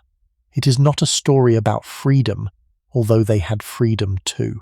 It is a story about the slow, strange discovery of self that came to women who had been raised to be wives, and who in losing their husbands were forced to become something the era had not adequately named. They became themselves. Late in life, after the labour of marriage and motherhood was substantially complete, in the second half of an existence that had been designed to belong to someone else, they discovered, finally, that they belonged to themselves. It was a discovery that the system had not intended them to make. The system had intended widowhood as a sad postscript to the real business of a woman's life. The widows had taken the postscript and turned it into the most interesting chapter. Not all of them. Many widowhoods were sad and quiet and uneventful. Many were full of grief that the freedom never quite balanced. But enough widowhoods, in enough drawing rooms, in enough country houses and dower houses and Bath crescents, became second lives of consequence and self-determination, that the pattern is unmistakable when you stand far enough back to see it. If you have been listening tonight to the stories of these women, I hope you have heard behind the dinner parties and the vouchers and the mourning clothes something that is less about the Georgian period and more about the nature of power itself. These women did not wait for permission. They did not ask for authority. They took it quietly, in the drawing rooms and the dining rooms and the dower houses, and they used it to shape the world they lived in. And the world they shaped is in ways we do not always acknowledge, the world we live in now. If you enjoyed spending the evening with the widows who ruled Regency society, I would love it if you would subscribe and leave a comment, letting me know where you are listening from. There are more stories to tell, more women to follow, more drawing room doors to open, and if you know someone who loves history, or period drama, or stories about women who refuse to be managed, please share this with them. The fire has burned low now. The candles are guttering. The last of the guests have gone home, and the widow sits in her chair by the fire, the chair she chose, the chair no one would have dared to take from her. The house is quiet. The servants have retired.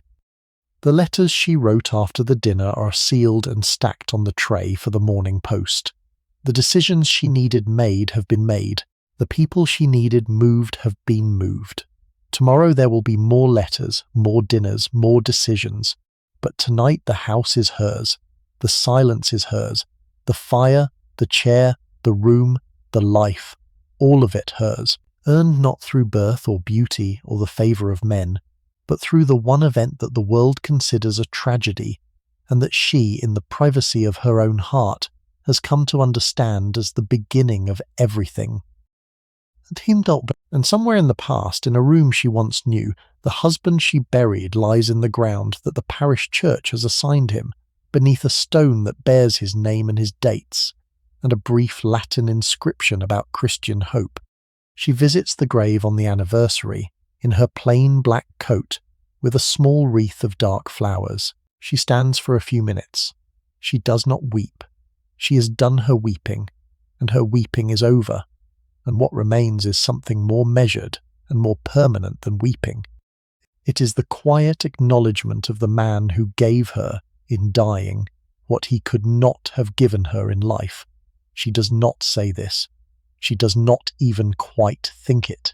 But she stands at the grave and the wind moves through the yew trees that the parish has been keeping for 3 centuries, and the bells of the church begin to ring for the next service, and she turns and walks back to her carriage, and the coachman, who has known her for 20 years, helps her in without comment, and the carriage takes her home. Oof. The funeral itself, when it had taken place years before, had been a piece of theatre as elaborate as anything the era produced.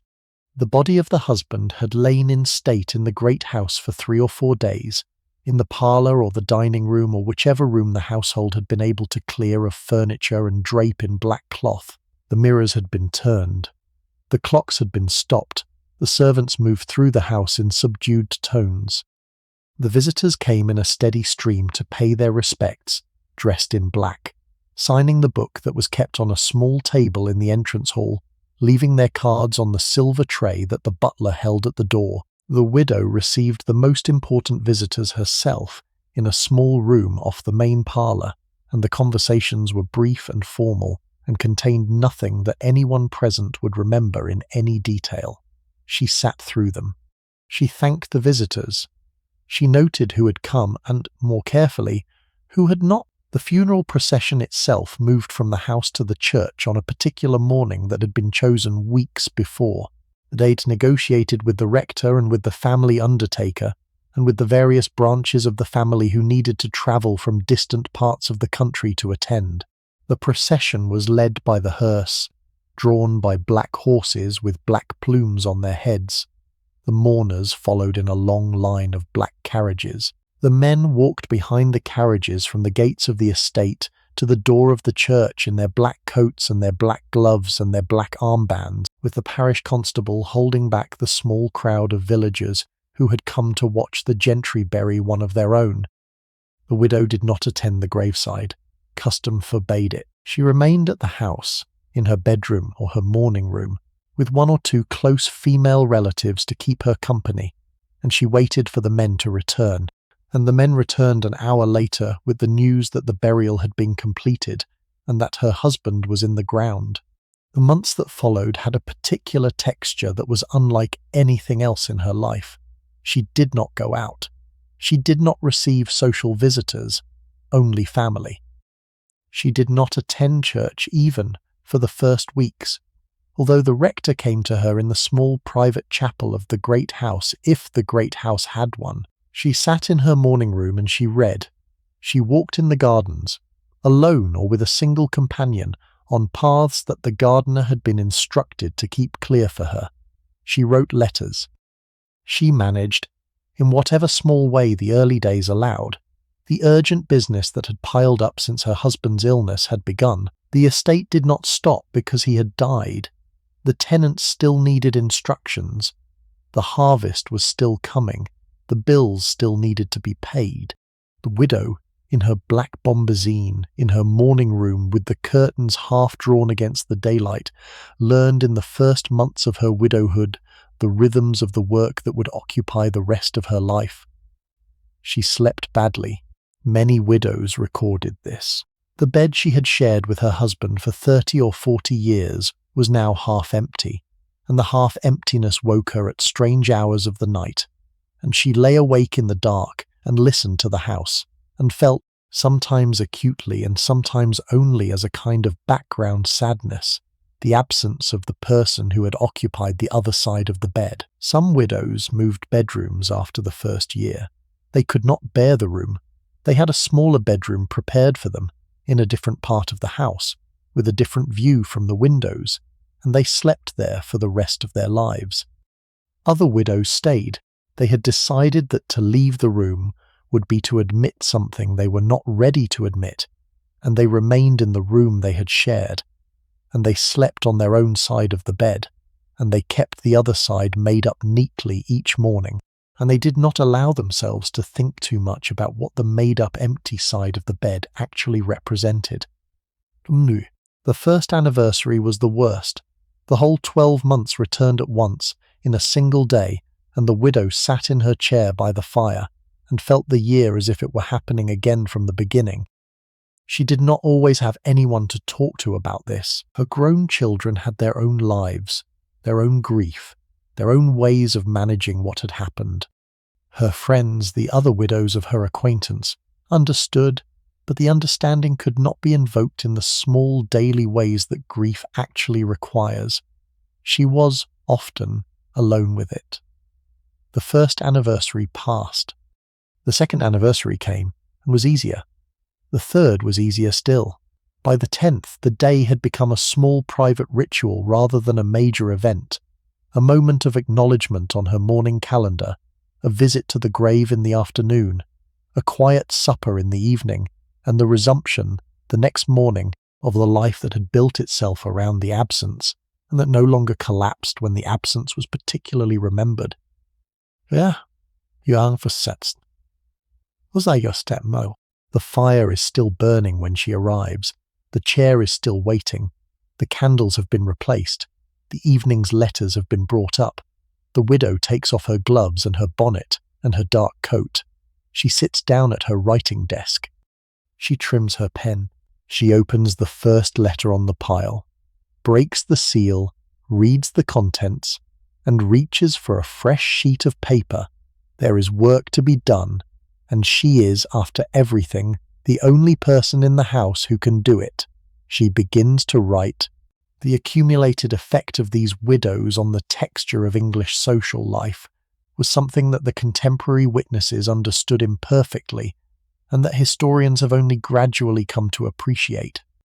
They constituted, taken together, a kind of unofficial second government, conducted in parallel to the official one, with its own offices and its own protocols and its own internal politics.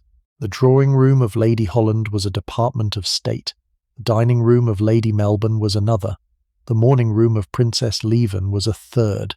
Each of these rooms had its own staff, its own visiting hours, its own areas of expertise. A man who needed a particular kind of help knew which room to apply to. A bill that needed quiet support went one way. A reputation that needed quiet protection went another. A young person who needed an introduction, a foreign visitor who needed to meet the right people, an idea that needed to find its way into the right ear, all had their proper channels, and the channels ran through the rooms that the widows administered. The men who held the official titles knew about this parallel system. Some of them deplored it. Most of them used it. None of them could have functioned without it. And the system itself, made up of nothing more substantial than a network of dinner parties and morning calls and letters delivered by the morning post, ran with a smoothness and an efficiency that the official machinery, for all its formal authority, frequently struggled to match. It is tempting, looking back on this from the 21st century, to celebrate the system or to lament it. The celebration is easy. These were intelligent women doing serious work, building real institutions, shaping real outcomes, and their contributions deserve to be remembered. The lament is also easy. The system existed because the official one would not admit them. Their power was indirect because the direct paths were closed. Their achievements were unattributed because the attribution would have required acknowledging contributions that the official record was not designed to acknowledge. Both of these responses are correct. They do not contradict each other. They are simply two sides of the same story, and the story does not resolve into a single moral, because the story is too complicated for a single moral, and the women who lived it would have understood, better than anyone, that complicated stories are the only kind of story there is. Good night.